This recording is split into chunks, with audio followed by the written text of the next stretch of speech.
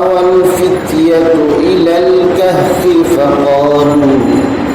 فقالوا ربنا آتنا من لدنك رحمة وهيئ لنا من أمرنا رشدا فضربنا على آذانهم في الكهف سنين عددا ثم بعثناهم لنعلم أي الحزبين أحصى لما لبثوا أمدا صدق الله مولانا العظيم وصدق رسوله النبي الأمي الكريم ونحن على ذلك لمن الشاهدين والشاكرين والحمد لله رب العالمين اللهم صل على محمد وعلى آل محمد كما صليت على إبراهيم وعلى آل إبراهيم إنك حميد مجيد اللهم بارك على محمد وعلى آل محمد كما باركت على إبراهيم وعلى آل إبراهيم إنك حميد مجيد اللهم صل على محمد وعلى آل محمد كما صليت على إبراهيم وعلى آل إبراهيم إنك حميد مجيد اللهم بارك على محمد وعلى آل محمد كما باركت على إبراهيم وعلى آل إبراهيم إنك حميد مجيد اللهم صل على محمد وعلى آل محمد كما صليت على إبراهيم وعلى آل إبراهيم إنك حميد مجيد اللهم بارك على محمد وعلى آل محمد كما باركت على إبراهيم وعلى آل إبراهيم إنك حميد مجيد معزز محترم মুসল্লিয়ান কেরাম মুরব্বিয়ান ইজাম পবিত্র কুরআন কারীমের আশিক মুসলমান ভাইরা আল্লাহ পাক রব্বুল আলামিন নিহায়াতি মেহেরবানি এবং করম দয়া করে তার রহম এবং ফজল করমে তার ঘর মসজিদে তারই পবিত্র কালাম কুরআন কারীমের ধারাবাহিক তরজমা এবং তাফসীরের মাহফিলে শুক্রবার দিবাগত মাগরিবের নামাজের পর ঈশার নামাজের পূর্বে আল্লাহর কালামকে সামনে নিয়ে বসার যে তৌফিক দিয়েছেন এবং এই কোরআনের কিছু অংশ তেলাওয়াত করার এবং আমাদেরকে সেই তেলাওয়াতের আয়াত শুনানোর তৌফিক দিয়েছেন এই সব নিয়ামতের শুকরিয়া আদায় করে বলি আলহামদুলিল্লাহ। আপনাদের খেদমতে সূরা কাহফের 6 নম্বর আয়াত থেকে শুরু করে 12 নম্বর আয়াত পর্যন্ত আমি তেলাওয়াত করছি। সূরা কাহফের শান নুজুল বা প্রেক্ষাপট এবং এই কাহফের মধ্যে বর্ণিত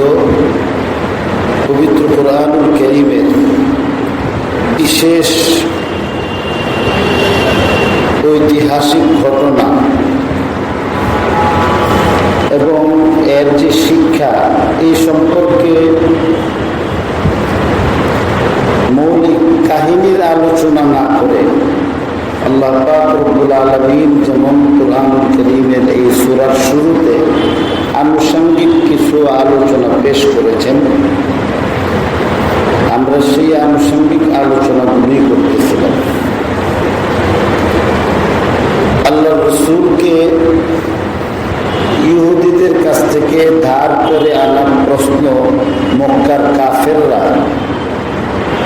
তার সত্য নবী প্রমাণ করার জন্য উপস্থাপন করেছে। তিনটি প্রশ্ন করা হয়েছিল। আল্লাহ রাসূল ওই তিনটা প্রশ্নের উত্তর দিয়েছেন, কিন্তু প্রশ্ন করা মাত্রই সঙ্গে সঙ্গে আল্লাহ রাসূল এটার জবাব না দিয়ে পরের দিন জবাব দেওয়ার কথা বলছিলেন। ইনশাআল্লাহ আল্লাহ রাসূল উচ্চারণ করতে গিয়ে তিনি বিস্মৃতির আড়ালে হারিয়ে গেছিলেন। তার অজান্তেই ইনশাআল্লাহ ছুটে গেছে।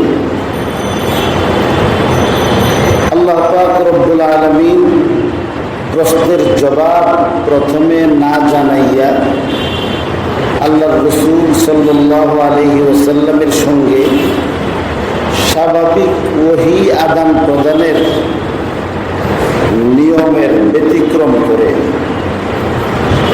আল্লাহ রাসূলের মাধ্যমে তার সমস্ত উম্মতীদেরকে শরীয়তের ইনশাআল্লাহ তালিম দিয়েছে। প্রশ্ন হইল, আসহাবে কাহফের ঘটনা কি জানান? আল্লাহ রাসূল সেই ঘটনা না জানাইয়া সর্বপ্রথম ইনশাআল্লাহ তালিম দিলেন।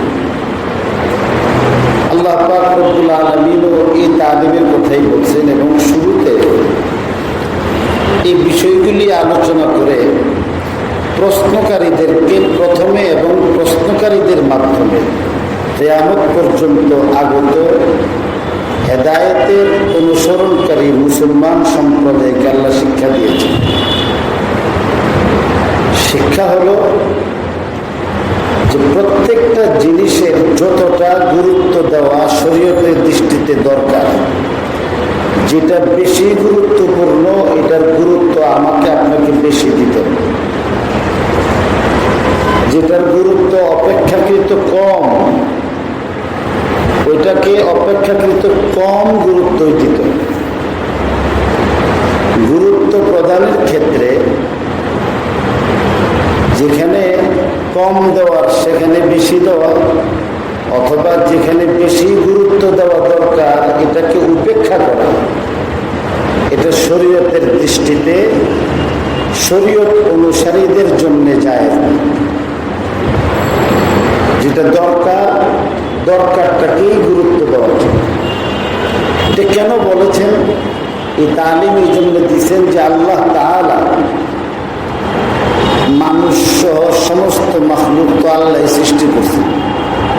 এই জন্য মানুষের স্বভাব কি, মানুষের স্বভাবে আল্লাহ কি কি উপাদান প্রয়োগ করছেন আল্লাহ তাআলার চেয়ে বেশি কেউ জানে না।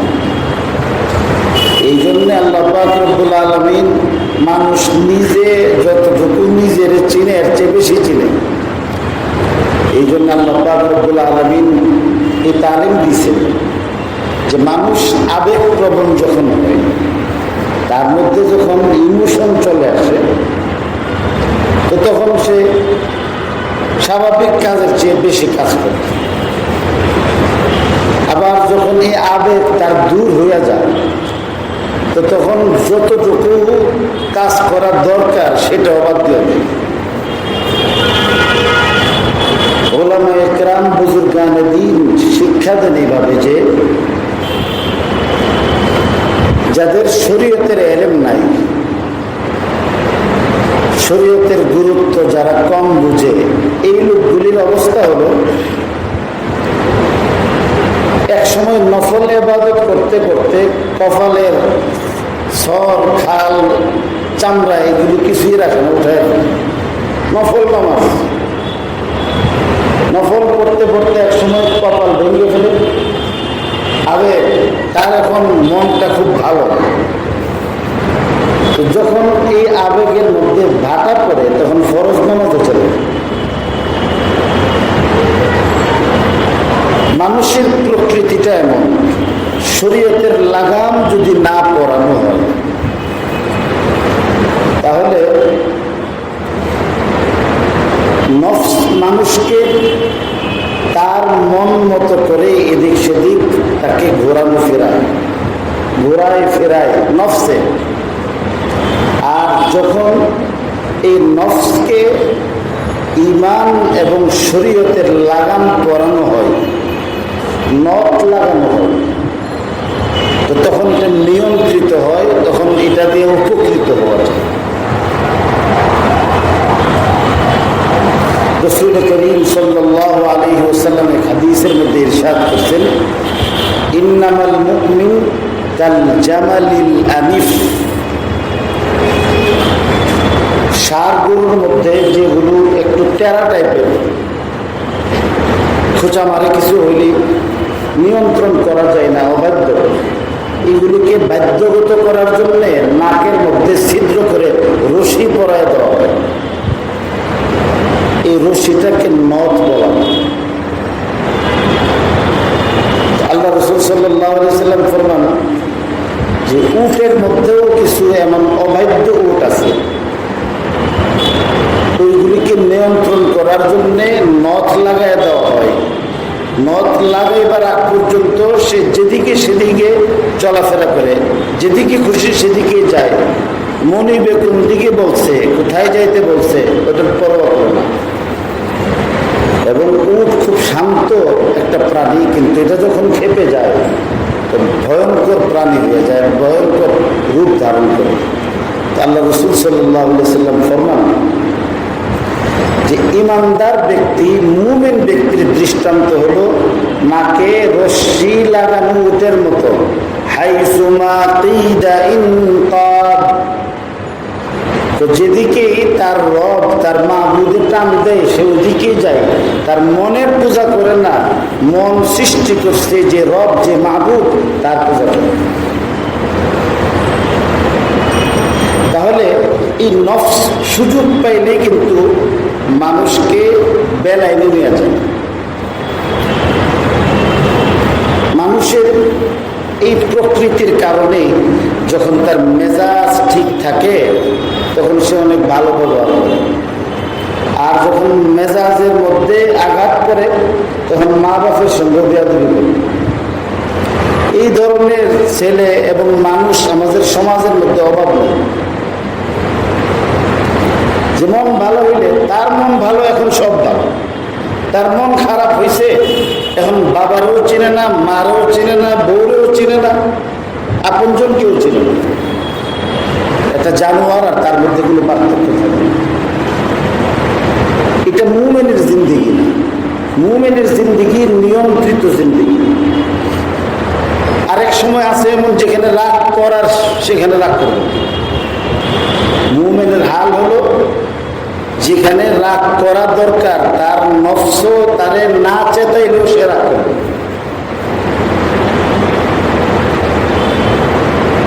কি দরকার, আল্লাহ গালি দিয়ে গেছে, ইসলামের দুর্নাম গাইছে, বেইনসাফি করছে, সুখের সামনে জিনাবে বিচার করতেছে, ছেলে মেয়ে অবাধে বিচরণ করতেছে, আর পোলাপান এগুলো করে এখানের মধ্যে চশমা খুশি করে, তার চোখের সামনে স্পষ্ট পরিষ্কার গুনাহের কাজ করতেছে এবং সামাজিকরণ করা হচ্ছে, সমাজের মধ্যে প্রতিষ্ঠিত করা হচ্ছে চোখের সামনে। সব বুঝে আর এটা বুঝে না কি করতেছে। এখানের মধ্যে রাগ নাই, রাগ করছে কোথায়? দুর্বল আর একটা পাইছে, দুর্বল পাইছে এবং সাধারণ একটা কাজ করছে, যে কাজটা এটা শরীয়তের দৃষ্টিতে হয়তো হারামও না, শরীয়তের দৃষ্টিতে হারামও না। বেকায়দায় পড়ে মনে করেন যে একজনে বাম হাতে টাকাটা মুরব্বিরে দিছে, নিম্ন শ্রেণীর সাধারণ মানুষ, সমাজে প্রতিষ্ঠিত না, লাঠি নাই, অর্থ নাই, আর সঙ্গে লাগছে। হ্যাঁ, মানবগুরু ছিল না, মুরব্বী বাপদাদারা কোনো মূল্যায়ন করে না, বাম হাতে দিচ্ছে।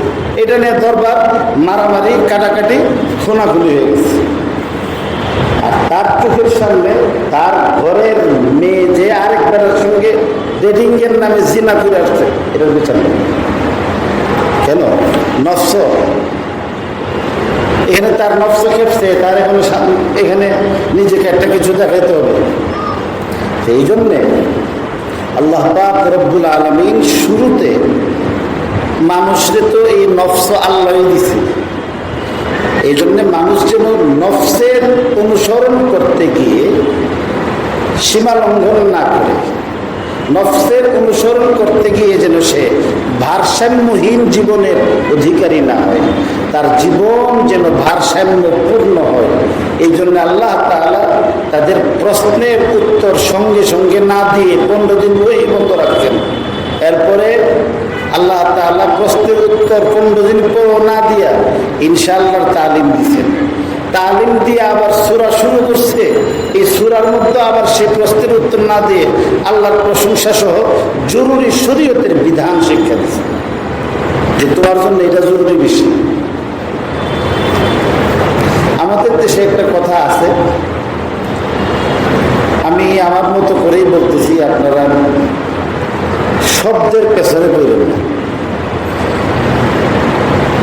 বুজুর্গানে দিন বলেন যে अल्फाज की पेचू में उलझते नहीं दाना, अल्फाज की पेचू में उलझते नहीं दाना, गवास को अमल है गौहर से न सदफ से। জ্ঞানী বুদ্ধিমান ব্যক্তিদের স্বভাব হলো এরা শব্দের মায়ের পেছের মধ্যে পড়ে মূল শিক্ষা থেকে নিজেও বঞ্চিত হয় না, আরেকজনকে বঞ্চিত করে।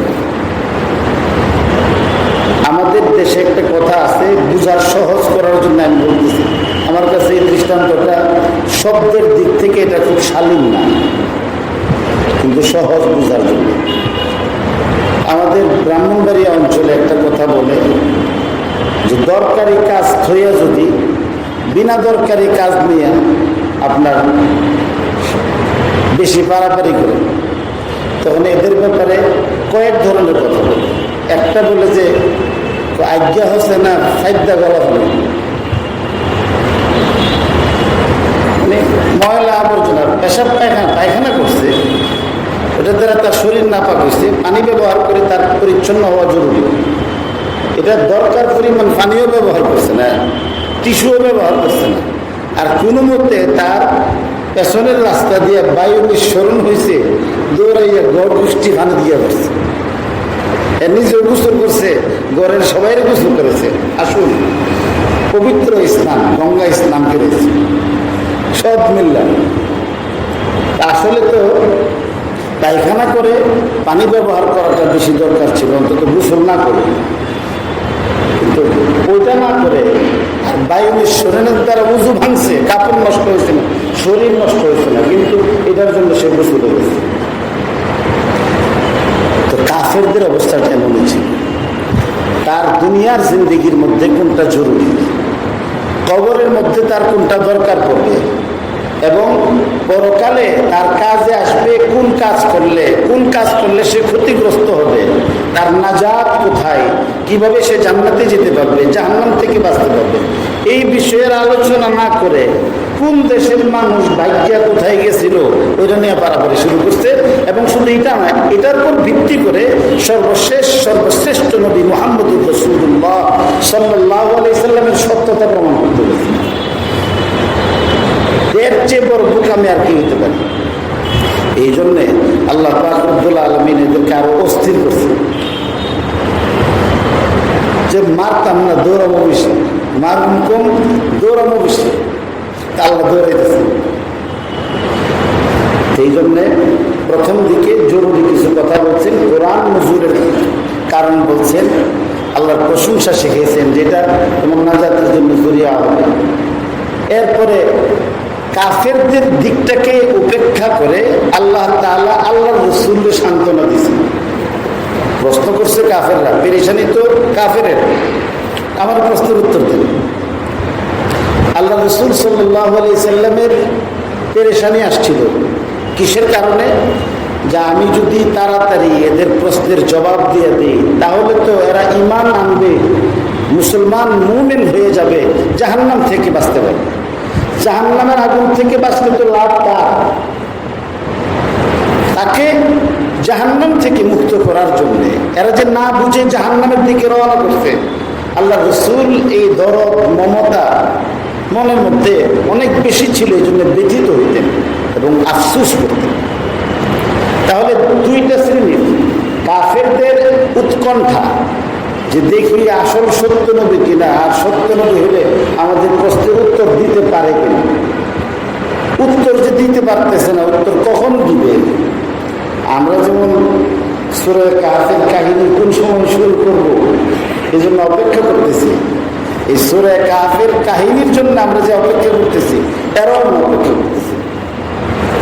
আমিও ঘুরাইতেছি, কোরআনের আয়াত আপনাদের কিভাবে তালিম দিতেছে। তো রাসূল করিম সাল্লাল্লাহু আলাইহি সাল্লাম অপেক্ষা করতেছেন, এরাও অপেক্ষা করতেছে। দুইজনের মধ্যেই উৎকণ্ঠা এবং অপেক্ষার পালা আছে, কিন্তু এক শ্রেণীর মানুষের মধ্যে হলো অপবিত্র উৎকণ্ঠা, আর আল্লাহ রাসূলের পবিত্র হৃদয়ের মধ্যে হলো পবিত্র উৎকণ্ঠা। তিনি নিজে কষ্ট করে তার উম্মতিকে জাহান্নাম থেকে বাঁচাইবার জন্য পেরেশান, আর এরা মুহাম্মদকে বিপদে ফালাইবার জন্য পেরেশান। তাহলে আল্লাহর খাস বান্দাকে কাফের কখনো না। এই জন্য আল্লাহ পাক রব্বুল আলামিন এখানে আরেকটা শিক্ষা দিয়েছেন যে কাফেরও আল্লাহর সৃষ্টি, মুমিনও আল্লাহর সৃষ্টি। নবীজিরও আল্লাহ বানাইছেন, আল্লাহ পাঠাইছেন, কাফেরদেরকেও আল্লাহ সৃষ্টি করছেন। কিন্তু আল্লাহর দরবারে মুমিনদের গুরুত্ব সবচেয়ে বেশি। এই জন্যে কাফেররা যে প্রশ্নের উত্তর পাইছে না, এই জন্য এদেরকে আল্লাহ সান্ত্বনা দিচ্ছে না যে দাঁড়া, তোর প্রশ্নের জবাব দেওয়া হবে, একটু অপেক্ষা কর। কোনো আলোচনাই করল না। আল্লাহ পাক রব্বুল আলামিন এদের কথা উপেক্ষা করে আল্লাহর রাসূলকে সান্ত্বনা দিয়েছেন যে এরা ঈমান না আনলে আপনার পেরেশান হওয়ার কোনো দরকার নেই। فَلَعَلَّكَ بَاخِعٌ نَفْسَكَ عَلَى آثَارِهِمْ إِن لَّمْ يُؤْمِنُوا بِهَذَا الْحَدِيثِ أَسَفًا। আজকে এই আয়াতে তেলাওয়াত করছি। এর মানে কি? যে আমরা অনেক সময় আপনজনকে দূরে সরাইয়া বেগানা মানুষের কাছে নিয়ে আসি। এটা কিয়ামতের একটা আলামত, এটা কিয়ামতের অন্যতম একটা আলামত। একজন ব্যক্তির কাছে তার বাবারও গুরুত্ব আছে, বন্ধুরও গুরুত্ব আছে। এক সন্তানের কাছে তার মারও গুরুত্ব আছে, তার বিবিরও গুরুত্ব আছে। শরীয়ত তাদের প্রতি গুরুত্ব দিতে বলেছে। শরীয়ত তালিম দিয়েছে যে মায়ের যেমন অধিকার আছে, স্ত্রীর অধিকার আছে, বাবার যেমন হক আছে, বন্ধুরও হক আছে। কিন্তু দুইজনের হক অধিকার শরীয়তে সমান করে পার্থক্য করছে। দুইজনের সঙ্গে সম্পর্ক আছে, কিন্তু এই সম্পর্কের গুরুত্ব শরীয়তে সমান দিচ্ছে না। একটাকে স্থায়ী সম্পর্ক হিসেবে ঘোষণা দিয়েছে, আর একটাকে ক্ষণস্থায়ী সম্পর্ক হিসেবে ঘোষণা দিয়েছে। মায়ের সঙ্গে সন্তানের সম্পর্ক স্থায়ী, দুনিয়াতে আগমন করার আগে শুরু হয়, দুনিয়া থেকে চলে যাওয়ার পরেও এই সম্পর্ক বহাল থাকে। দুনিয়াতে তো মার্কেট থেকে ভূমিষ্ঠ হওয়ার পরে আনে আসছে, কিন্তু এই সন্তানের সঙ্গে মায়ের সম্পর্ক দুনিয়াতে ভূমিষ্ঠ হওয়ার পরে না, বহু আগের থেকে। ووصينا الإنسان بوالديه إحسانا حملته أمه كرها ووضعته كرها وحمله وفصاله 30 شهرا। আল্লাহ পাক রব্বুল আলামিন মানুষকে উপদেশ দিয়েছেন যে আল্লাহ পাক সন্তানদেরকে মা বাপের প্রতি ইহসান করার উপদেশ দিতেছেন। ওয়াসাইনাল ইনসানা বিওয়ালিদাইহি, পিতা মাতা। আমি আরেকদিন বলছি, ইসলামের শিক্ষা আর বর্তমান প্রচলিত স্লোগান আর ইহুদি খ্রিস্টানদের শিক্ষা এক না। আমরা তো না জেনে ইহুদিদের দালালি করি, বলতেও পারি না আমি তো ইহুদির দালালি করতেছি। আজকেও তো বলছি জুমার নামাজের সময়, যারা বলে যে ভাগ্য বলতে কিছুই নেই, তারা তো মুসলমানই মতাদর্শ গ্রহণ করতেছে না। মুসলমানই মতাদর্শ না, মুসলমান জমাতের মধ্যে মুসলমান দাবি করে এরা কিন্তু জীবাণু বহন করতেছে বেঈমানদের। ইসলাম তো মুমিন হওয়ার পূর্ব শর্তের অন্তর্ভুক্ত করেছে তাকদীরের প্রতি বিশ্বাস করে। তাকদীর অস্বীকার করলে ঈমান থাকে না। তো এই জন্যে তাকদীরকে অস্বীকার করে এই কথা বললে কোনো মুসলমান মানবে না। এই জন্য এটাকে অনুবাদ করে বলছে কি ভাগ্য বলতে কিছু নেই, তাকদীর বলতে কিছু নেই। এই সমস্ত বেঈমান মুশরিক কাফের যারা, এরা আমাদের মধ্যে অনেক এমন বিষয় ঢুকায় দিয়েছে যেগুলি আমরা জানি না। আমাদের সমাজের মধ্যে মা দিবস পালন হয় এবং মায়ের পায়ের নিচেই সন্তানের বেহেশত, এই কথা প্রচার করা হয়। বাপের কথা এখানে আলোচনার মধ্যে আসে, অথচ ইসলামে মায়ের প্রতি যে গুরুত্ব আছে এর চেয়ে অনেক বেশি গুরুত্ব আল্লাহ তাআলা পিতাকে দিয়েছেন। এর মানে দেখি, আল্লাহ তাআলা যে মায়ের পায়ের নিচে আমার বেহেশত দিয়ে রাখছে, ওই মায়ের বেহেশত তার স্বামী আমার পিতার পায়ের নিচে। এটা তো পায়ের নিচে বেহেশত বলতে গুরুত্ব বুঝাইছে যে উনি পায়ের নিচে আর একটা বেহেশত বানাইব। এরপরে মানে আমার মার বেহেশত আমার নানির পায়ের নিচে একতলা নিচে, এরপরে আমার বোনের বেহেশত আমার মায়ের পায়ের নিচে, আমার বাগনিরটা আরো নিচে। এরপরে বেহেশত কি খালি আপনি মাটির দিকে রওনা দিচ্ছে, মাটির নিচের দিকে। তাহলে তো পৃথিবীর শেষ দিকে যারা পৃথিবীর মধ্যে আসবে কিয়ামতের আগে, হেরা বেহেশত পর্যন্ত বুঝতে বুঝতে আরেক কিয়ামত নাযিল হয়ে যাবে। এটা এই ধরনের না, এটা রূপক অর্থে ব্যবহার করা হয়েছে। মানে অর্থাৎ এই সন্তানের জান্নাতে প্রবেশ করাটা মা বাপের সন্তুষ্টির উপর নির্ভর। এই জন্য হাদিসের মধ্যে আল্লাহ রাসূল সাল্লাল্লাহু আলাইহি ওয়াসাল্লাম বলছেন যে রিদার রব ফি রিদাল ওয়ালিদাইন, যে আল্লাহর সন্তুষ্টি মা বাপের সন্তুষ্টির উপর নির্ভর করে। মা বাপকে খুশি করলে আল্লাহ খুশি হয়, এটা বোঝায় বুঝবে। মা বাপকে নারাজ করে আল্লাহর আনুগত্য প্রদর্শন হয় না, প্রদর্শিত হয় না, এটা বুঝাইবার জন্য বলছি। এখন ইহুদি খ্রিস্টানদের মধ্যে মায়ের গুরুত্ব বেশি, কারণ এরা একটা ভ্রান্ত মতাদর্শের অনুসরণ করে। এরা মনে করে হযরত ঈসা আলাইহিস সালামের আম্মা হযরত মরিয়ম, তাদের ভাষায় মেরি আল্লাহ তাআলার স্ত্রী, নাউযুবিল্লাহি মিন যালিক। আর হযরত ঈসার কোনো পিতা ছিল না। এই জন্যে এরা সবসময় বলে যে মায়ের পায়ের নিচে সন্তানের বেহেশত। এটা ইসলামের শিক্ষা না, এটা এদের শিক্ষা। কিন্তু আমাদের সমাজের মধ্যে পরীক্ষার মধ্যে, ধর্ম শিক্ষার মধ্যে প্রশ্ন আসে মায়ের পায়ের নিচে সন্তানের বেহেশত।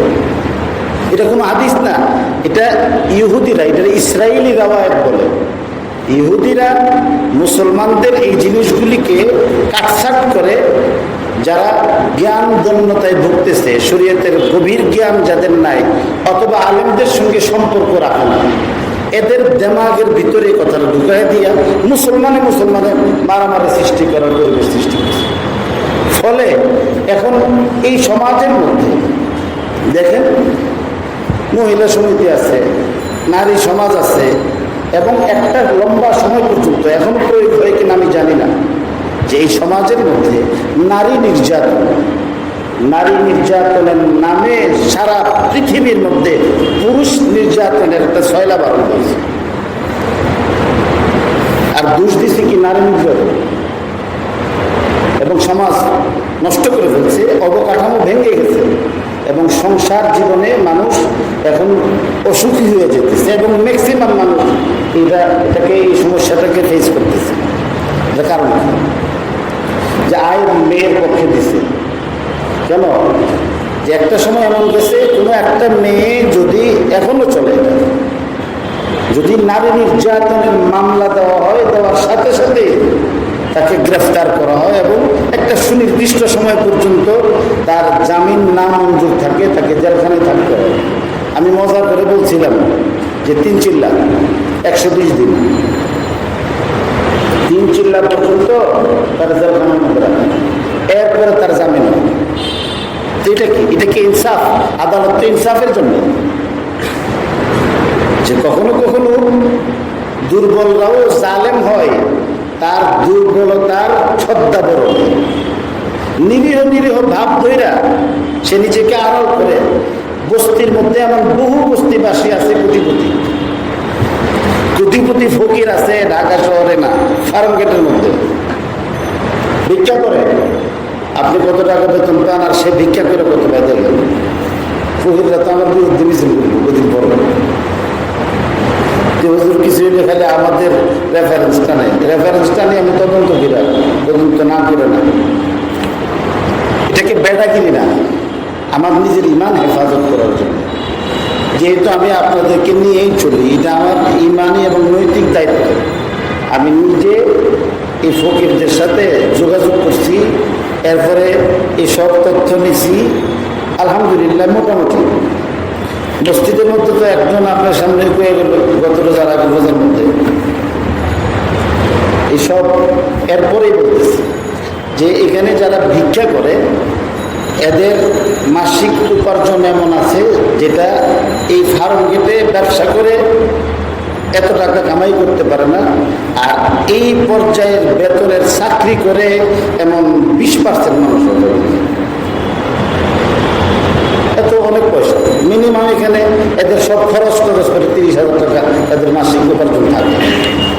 তো 30,000 টাকা ঢাকা শহরে এই ফার্ম গেটের মধ্যে কয়েকজন বেতন পায় যারা চাকরি করে। এরা, আমি যেটা বলতেছিলাম যে এদের সমাজ আর আমাদের সমাজ এক না। এদের সমাজের মধ্যে এদের বেহেশত, এরা এদের মায়ের পায়ের নিচে, এই কথা বলে এদের লাভ কি? ইসলামের বিকৃতি করা যায়। আল্লাহ পাক রব্বুল আলামিন আল্লাহর রাসূলের মাধ্যমে আমাদেরকে শিক্ষা দিয়েছেন কি, যে না শুধু পিতাও না, শুধু মাতাও না, মাতা পিতা দুইজন। কোনো কোনো ক্ষেত্রে আল্লাহ তাআলা বাবার অধিকার বেশি দিচ্ছেন, কোনো কোনো ক্ষেত্রে আল্লাহ তাআলা মায়ের গুরুত্ব বেশি দিচ্ছেন। এককভাবে শুধু পুরুষদেরকে শ্রেষ্ঠত্ব একদম সব দেওয়া দেন নাই, আবার এককভাবে সব বিষয়ে মেয়েদেরকেও দেওয়া দেন নাই। কি করছে এখানে? আল্লাহ পাক রব্বুল আলামিন আয়াতে বলছেন, হামালাতহু উম্মুহু কুরহান ওয়া ওয়াদাআতহু কুরহা ওয়া হামলুহু ওয়া ফিসালুহু 30 শাহরা। মায়েরা 3টা কষ্ট এমনভাবে করে যে কষ্টে তারা একক, তাদের সঙ্গে কোনো অংশীদার নাই। 1 নম্বর হলো সন্তানকে পেটে ধারণ করার ক্ষেত্রে এরা একক ভূমিকা পালন করেছে। পেটে গর্ভধারণ করার ক্ষেত্রে এই কষ্টটা বাবা অংশ নেয় নাই।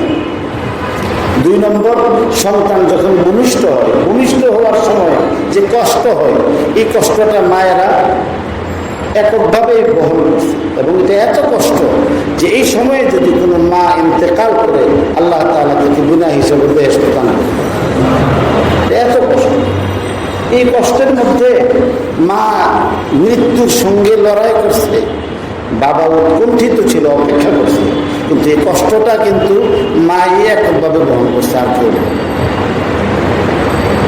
3 নম্বর, এটা এখন কমে গেছে আমাদের দেশে, যে 3 নম্বরটা, সেটা হলো একটা নির্দিষ্ট সময় পর্যন্ত মায়েরাই সন্তানদেরকে দুধ খাওয়াইছে। এখন দুধটা খাওয়া,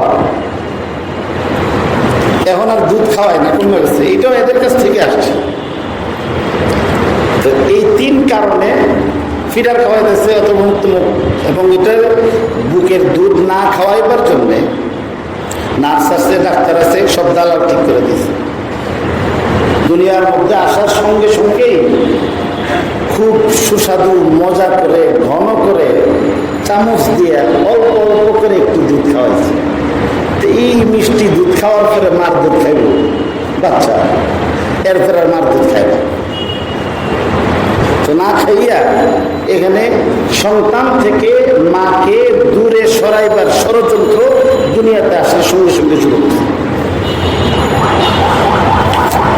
দুধ খাওয়ায় না, 2.5 বছর 2 বছর পর্যন্ত এই দুধ খাইলে এই মার এই দুধ খেয়ে তার রক্ত মাংস, এই রক্ত মাংস তার মা তখন ওই বাচ্চার এক রক্তের কুশে কুশে কিন্তু ঢুকে। এই মারে মহব্বত না করে কি করবে? আর চোখের আড়াল হলে মানুষের মহব্বত থেকে মানুষ আড়ালে চলে যায়। তো দুধ খাওয়াইতে গেলে এটা তার এমন না যে মা এখানে বসে রয়েছে নিচতলার মধ্যে আর 3 তলার মধ্যে ব্লুটুথ সিস্টেমে দুধ খাওয়াই করতেছে, যে মায়ের একটা ব্লুটুথ অন করা হয়েছে, সন্তানের আর একটা ব্লুটুথ সুন্দর এখান থেকে দুধ চলে যেতেছে। এটা এই ধরনের ফাইল ট্রান্সফার করার মতো কোনো ব্যবস্থা নেই। দুধটা খাওয়াইতে হইলে কি করতে হয়? তারা নিতে হয়, কোলে নিতে হয়, বুকে জড়াইতে হয়। তখন মা সন্তানটাকে দেখে, সন্তানটাও মারে দেখে। এই দেখাদেখির মাধ্যমে মহব্বত সৃষ্টি হয়, ভালোবাসা সৃষ্টি হয়। এবং ইসলামের তালিম কি? এইভাবে দুধ খাওয়াবার সময় যেহেতু অন্য কাজ করা যায় না, এই জন্যে মুসলিম মায়েদের নারী শিক্ষার অন্তর্ভুক্ত হলো যে এই সময় আল্লাহর জিকির করা। তো যখন কোনো মা দুধ খাওয়াইবো আর সুবহানাল্লাহ সুবহানাল্লাহ সুবহানাল্লাহ আলহামদুলিল্লাহ লা ইলাহা ইল্লাল্লাহ আল্লাহু আকবার তেলাওয়াত করবে, কোরআন শরীফ তেলাওয়াত করবে, তো ওই মার দুধও খাওয়ানো হইতেছে, সন্তান পালন করা হইতেছে, আবার আল্লাহর জিকিরও করা হইতেছে, মহব্বত সৃষ্টি হইতেছে। এবং এই দুগ্ধদান করার মাধ্যমে ওই সন্তানের মস্তিষ্ক, দিল, দেমাগ, শরীরের পরতে পরতে প্রতিটি অংশে অংশে আল্লাহর নাম একে একে করে তার মধ্যে ঢুকে দেবে, গুমরাহ হবে। এই অবস্থা থেকে দূরে সরাইবার জন্য এরা এই ব্যবস্থা করছে যে সন্তান, এই যে 3টা কাজে মা যেহেতু অনন্য ভূমিকা পালন করে, গর্ভধারণ, সন্তান ভূমিষ্ঠ এবং তাকে দুগ্ধ দান করা। এই জন্যে শরীয়তের শিক্ষা হলো খেদমতের ক্ষেত্রে বাপের তুলনায় মায়ের অধিকার বেশি। খেদমতের যদি দরকার হয়, বাপের চেয়ে মার হক বেশি, কারণ সে কষ্ট বেশি করছে। আর নির্দেশ যদি হয়, হুকুম, মাও এক কথা বলছে, বাবাও আরেক কথা বলছে, তো এই ক্ষেত্রে মায়ের নির্দেশের উপর পিতার নির্দেশের গুরুত্ব বেশি। এই যে একটা ব্যালেন্স, এখন মার হক আছে, ইসলাম তো মার কথা বলছেন, স্ত্রীর হকও আছে। এখন এই হক দিতে, হক প্রয়োগ করার ক্ষেত্রে গিয়ে যেন আমরা ভারসাম্যহীন না, এই জন্যে আল্লাহ তাআলা সূরা কাহফ শুরু করার আগে রাসূল করিম সাল্লাল্লাহু আলাইহি সাল্লামের গুরুত্ব আগে দিয়েছেন, যে সামনে তো কাফেররা আল্লাহ সৃষ্টি করছে, দুনিয়ার মধ্যে হেদায়েতের বাণী দিয়ে নবীজিকে আল্লাহই পাঠাইছে। কাফেররাও কষ্ট করতেছে, প্রশ্নের জবাব পাইতেছে না, নবীজিও কষ্ট করতেছে যে এরা ঈমান আনতেছে না। আল্লাহ তাআলা গুরুত্ব দিয়েছে কার? রাসূল করিম সাল্লাল্লাহু আলাইহি ওয়াসাল্লাম আপনজনের হক বেশি। فلعلك باخع نفسك على آثارهم إن لم يؤمنوا بهذا الحديث أسفا।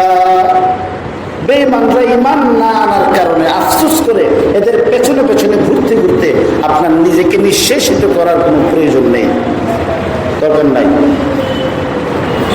এই জন্যে অন্য এক হাদিসে রাসূল করিম সাল্লাল্লাহু আলাইহি ওয়াসাল্লাম ফরমান যে যখন 15টা কাজ মানুষ করতে অভ্যস্ত হয়ে যাইব, তো একটার পর একটা গজব মানুষের উপর আল্লাহর পক্ষ থেকে নাজিল হইতে থাকবে।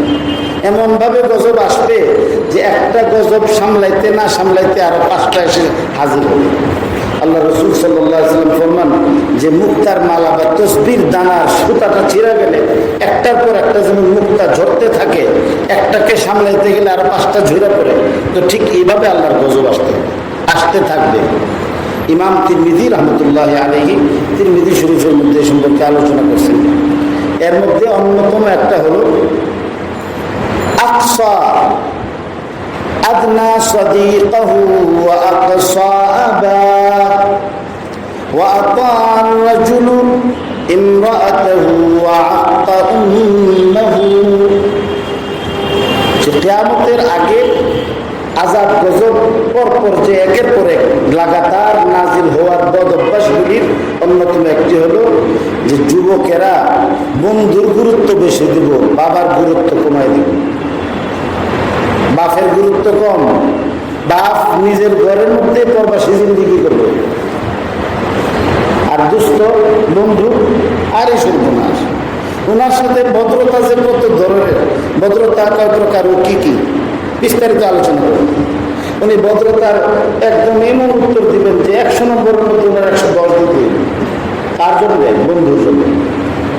আর তার জন্মদাতার পিতা যে কষ্ট করতেছে তার উপেক্ষিত হবে, অবমূল্যায়ন হবে।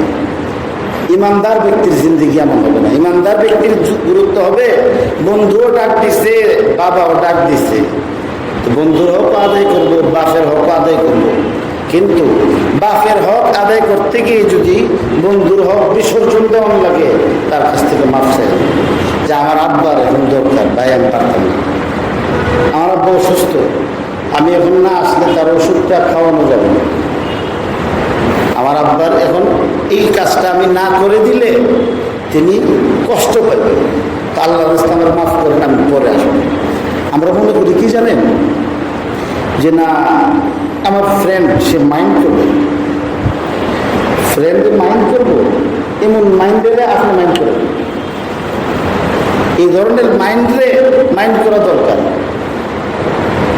যে না, আল্লাহ পাক রব্বুল আলামিন তো এইভাবে আমাকে শিখাইছেন না, আমার শরীয়ত আমাকে এইভাবে শিক্ষা দেয়। আমাদের দেশের মধ্যে দেখেন যে আজকেও আমার হঠাৎ করে জুমার নামাজের পরে একটা কষ্ট লাগতেছে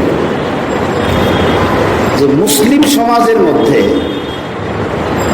বৃদ্ধাশ্রম কেন হবে, প্রবীণ নিবাস কেন হবে, যে বয়স্ক ব্যক্তিদেরকে জীবনযাপন করার জন্যে নিজের ঘর বাড়ি, নিজের আপনজন ছেড়ে যাদের জন্য নিজের জিন্দিগি শেষ করলো, এদের কাছেই সে নিজ দেশে কেন প্রবাসী জিন্দিগি করবে? এটা ইসলামী সমাজের আদর্শ হইতে পারে, কেন করবে? আবার এটাকে এখন পত্রপত্রিকার মধ্যে মিডিয়া এগুলিকে আরো বেশি আলোচনা করেছে, অমুকে প্রবীণ নিবাস করছে। যারা এইভাবে করতেছে, এটার আসল স্থায়ী সমাধান তো প্রবীণ নিবাস করা না। এই প্রবীণ নিবাসের দ্বারাতে যেই সন্তানেরা পিতামাতার হক নষ্ট করতেছে, এদের বিচার না করে, এটার সমাধান না করে, এই সমস্যাটাকে তো আরো সামাজিকরণ করা হবে, এটাকে স্থায়ী করা হবে। এবং এটার জন্য বাহবা দিতেছে, প্রশংসা করতেছে, অমুকে টাকা দিছে, এবং এটার উপর ভিত্তি করে সে একটা সমাজ সেবামূলক কাজ করছে। এটা সমাজ সেবামূলক কাজ না, এটা ইসলাম ধ্বংসমূলক কাজ, এটা মুসলিম সমাজকে কলঙ্কিত করার একটা স্কিম। এমনিভাবে মার গুরুত্ব আছে, স্ত্রীর গুরুত্ব আছে, কিন্তু স্ত্রীর হক আদায় করতে হবে, কিন্তু মার কষ্ট দিয়ে না, মাকে কষ্ট দিয়ে না।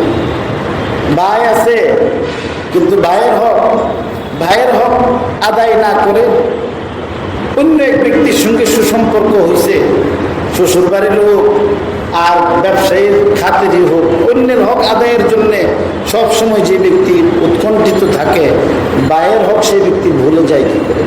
এই জন্যে আল্লাহ পাক রব্বুল আলামিন প্রচ্ছন্নভাবে, এটাকে ইশারাতুন নাস বলা হয়, পরোক্ষভাবে এই আয়াতের দ্বারা আমাকে আপনাকে ভারসাম্যপূর্ণ জিন্দেগি করার তালিম দিয়েছেন। এরপরে বলছেন যে যদি তালিম গ্রহণ না করো, এ রং কিন্তু থাকবে না, একদিন শেষ হবে। ये चमन सहरा भी होगा, ये खबर बुलबुल को दो,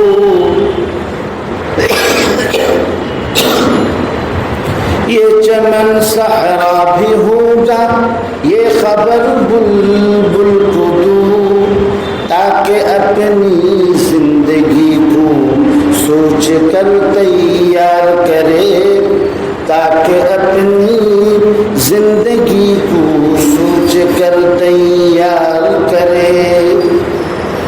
এই ফুলে ফলে সুশোভিত পৃথিবী একদিন ধ্বংস হবে, কিয়ামত হবে।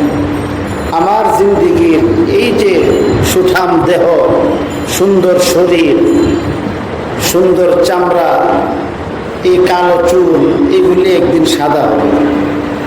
যে ঘরের মধ্যে আজকে মা বা ভাই বোন আত্মীয় স্বজনে মুখরিত হয়ে আছে, সুখ শান্তির যেন কোনো অভাব নাই, এই এমন সুন্দর ফুলে ফলে সুশোভিত বাগান যেমন উজাড় হয়, আপনার ঘরটাও কিন্তু একদিন উজাড় হবে। ঢাকা শহরে যারা বসবাস করেন, যাদের জীবনের একটা অংশ পার হয়ে গেছে, একটু বয়স হয়েছেন, সংসারী হয়ে গেছেন, ওনাদের জিন্দিগিতে এটার নজিরের কোনো অভাব নেই। যদি জিজ্ঞাসা করেন তো বলবে যে আমার আব্বা আমার আম্মা আমাদেরকে এইভাবে লালন পালন করছে, ঘরের মধ্যে একসাথেই আমরা বসে খাইছি, একটা চৌকির মধ্যেই আমরা সব একসাথে ঘুমাইছি, মেহমান আসলে জায়গা হয়েছে না, বিয়া শাদীর মধ্যে আত্মীয় স্বজন আসলে জায়গা হয়েছে না, কেউ চৌকির মধ্যে থাকছে, কেউ ফ্লোরের মধ্যে বিস্তানিয়া থাকছে, সবের বালিশও হয়েছে না। এই বালিশও হয়েছে না এত মানুষ যে বালিশ দেওয়ার পরে মুরব্বীরা বালিশ দেওয়ার পর ছোট্ট যারা আছে এদেরকে বালিশ দিতেন, এদেরকে কাপড় চোপড় দিয়ে মাথার মধ্যে ঘুম পাড়াই দিছে। অনেক সময় আছে যে ছোট্ট মানুষ বালিশ নিয়ে ঘুমাইছে, ঘুম থেকে ওইটা দেখে আর মাথার নিচে আর বালিশ নাই, আরেক মেহমানের মাথার নিচে বালিশ দিয়ে দিছে। আর আমাদের বাঙালি সংস্কৃতির মধ্যে এটা এই যে একটা ধন্যতার আনন্দ, বাড়ি ঘরের মধ্যে সব কিছু এবং এর প্রাচুর্য, এটার মধ্যে আসলে এতটা আনন্দ নেই। আত্মীয় স্বজন সবাই আসছে, সবাই যদি প্রত্যেকের একটা একটা করে কম্বল লাগে, একটা একটা করে আপনার তোষক লাগে, একটা করে খাট, তো 20 জন মানুষের জন্য 20টা খাট লাগে।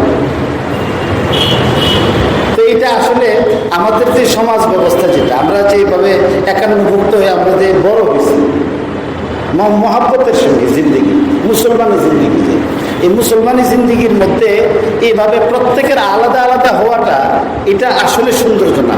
একটা দিয়ে সবাই চলা, এটা বেশি সৌন্দর্য। আগে একটা গ্লাস হইলে একটা পরিবার চলছে, একটা পরিবার, একজনে পানি খাইছে, আবার তারপরে আরেকজনে দিছে। আর এখন তো প্রত্যেকের আলাদা আলাদা গ্লাস লাগে, এরপরও ওনাদের হিংসা শেষ হইতেছে না, এই জন্য ওয়ান টাইম গ্লাস বের করে দিচ্ছে। যে মানে কিভাবে ঘৃণা আমার প্রতি আপনার প্রতি সামাজিকভাবে ছড়াই দিতেছে, এভাবেই মানুষ হিংসুক হয়। হিংসার পিচটা এইভাবেই যে আপনার এমনভাবে যে আপনার মুখটা যেখানে লাগছে, আমি আপনাকে এতটা ঘৃণা করি যে এখানে আমার মুখ লাগতে পারে। অথচ শরীয়তে কি শিক্ষা দিচ্ছে যে কাফের মুশরিক, যে কাফের বেঈমান, মুসলমান তো অনেক বলতে পারে, বেঈমান যে বেঈমানের ঝোঁটাও নাপাক না, যদি তার মুখের মধ্যে কোনো নাপাক খাবারের কোনো চিহ্ন না থাকে। কাফের হিন্দু ব্যক্তি, সে তো মানুষ, এর চেয়ে বড় মানবতার শিক্ষা আর কেউ দেবে না। এর চেয়ে বড় নাপাক বলছে কুত্তার মুখ রে, কুকুরের মুখ নাপাক, ইযা ওয়ালাকাল কালবু ফি ইনাই আহাদিকুম ফাগসিলুহু সাবআ মাররাত সামিনুহুন্না বিত-তুরাব, যে কুকুর যদি তোমাদের কারো পাত্রে মুখ ডুবায় ফেলে আর এর পাত্রের খাবার যদি খেয়ে ফেলে, পানি হোক খাবার হোক যাই হোক, তো তাহলে 7 বার ধৌত করবে আর 8ম বার মাটি দিয়ে ধৌত করবে।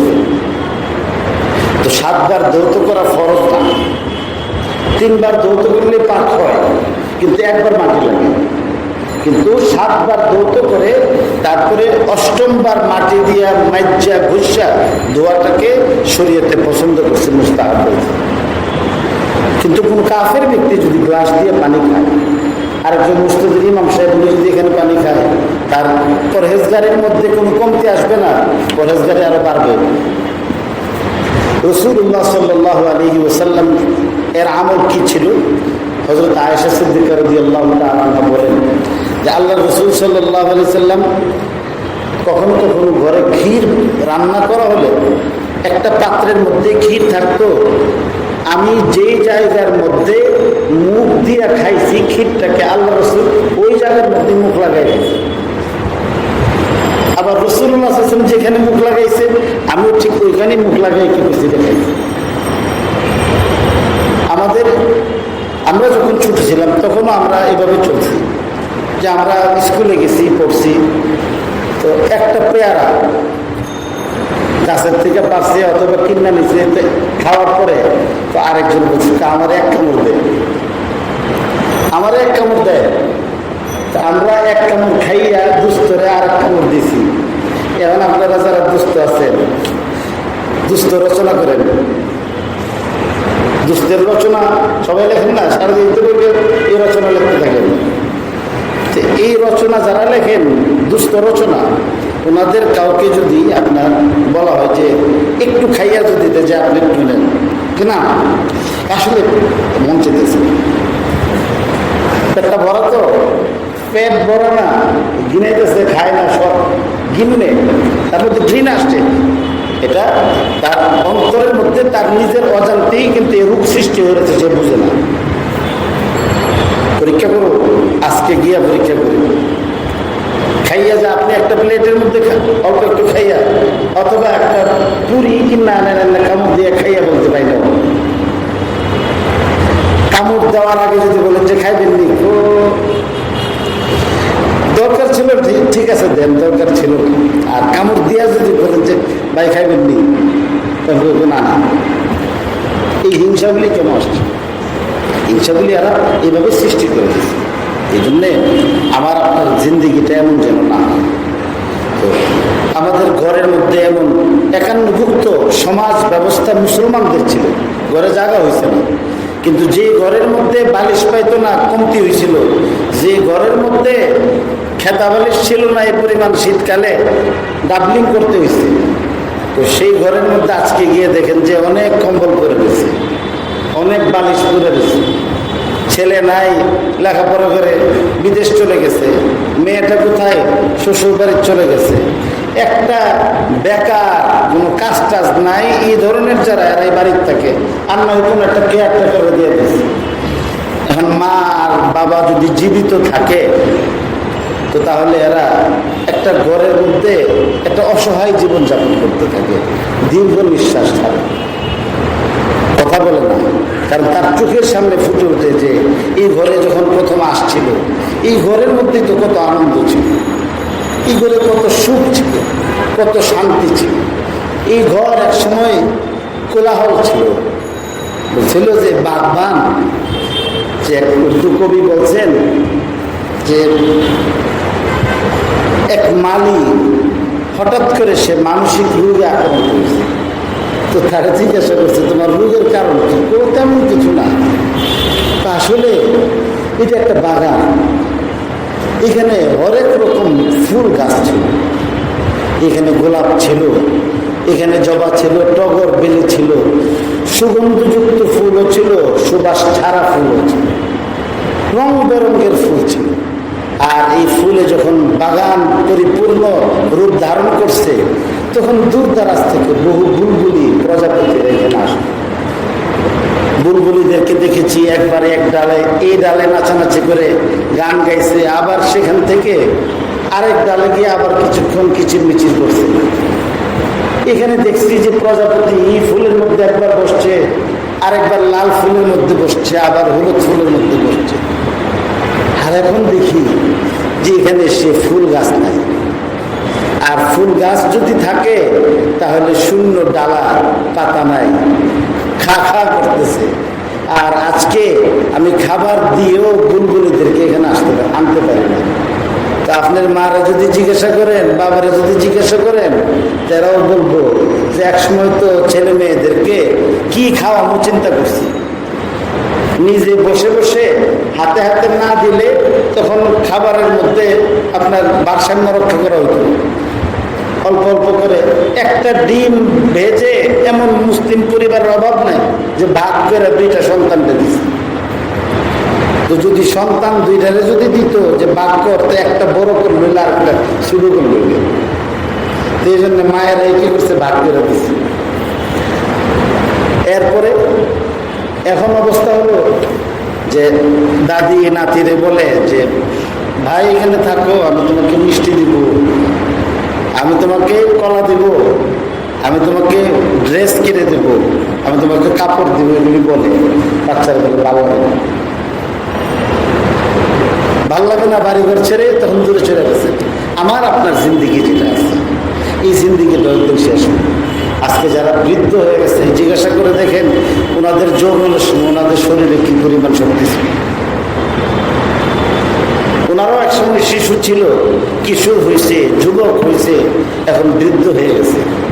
ওনাদের শরীরের মধ্যেও শক্তির কমতি ছিল না, আজকে সব শক্তি শেষ হয়েছে, নিঃশেষিত হয়েছে।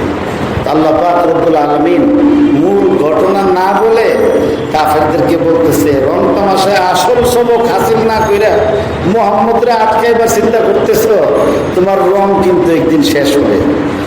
ইন্না জাআলনা মা আলাল আরদি জিনাতাল লাহা লিনাবলুহুম আইয়ুহুম আহসানু আমালা ওয়া ইন্না লাজাইলুনা মা আলাইহা সাঈদান জুরজা।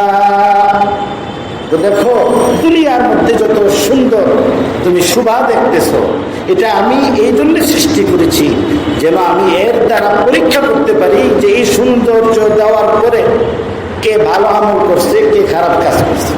আইয়ুহুম আহসানু আমালা, কার আমল ভালো কার আমল খারাপ পরীক্ষা করার জন্য আমি এই পৃথিবীকে সুশোভিত করেছি, আমি সুন্দর করে সাজিয়েছি। কিন্তু আমার এই সুন্দর পৃথিবী সবসময় সুন্দর থাকবে না, এক সময় তার সৌন্দর্য শেষ হবে। وَإِنَّا لَجَاعِلُونَ مَا عَلَيْهَا صَعِيدًا جُرُزًا। পৃথিবীর মধ্যে যা কিছু আছে এই সবগুলোকে একদিন আমি উজাড় মরুভূমিতে, সমতল ভূমিতে পরিণত করব। সমতল ভূমি,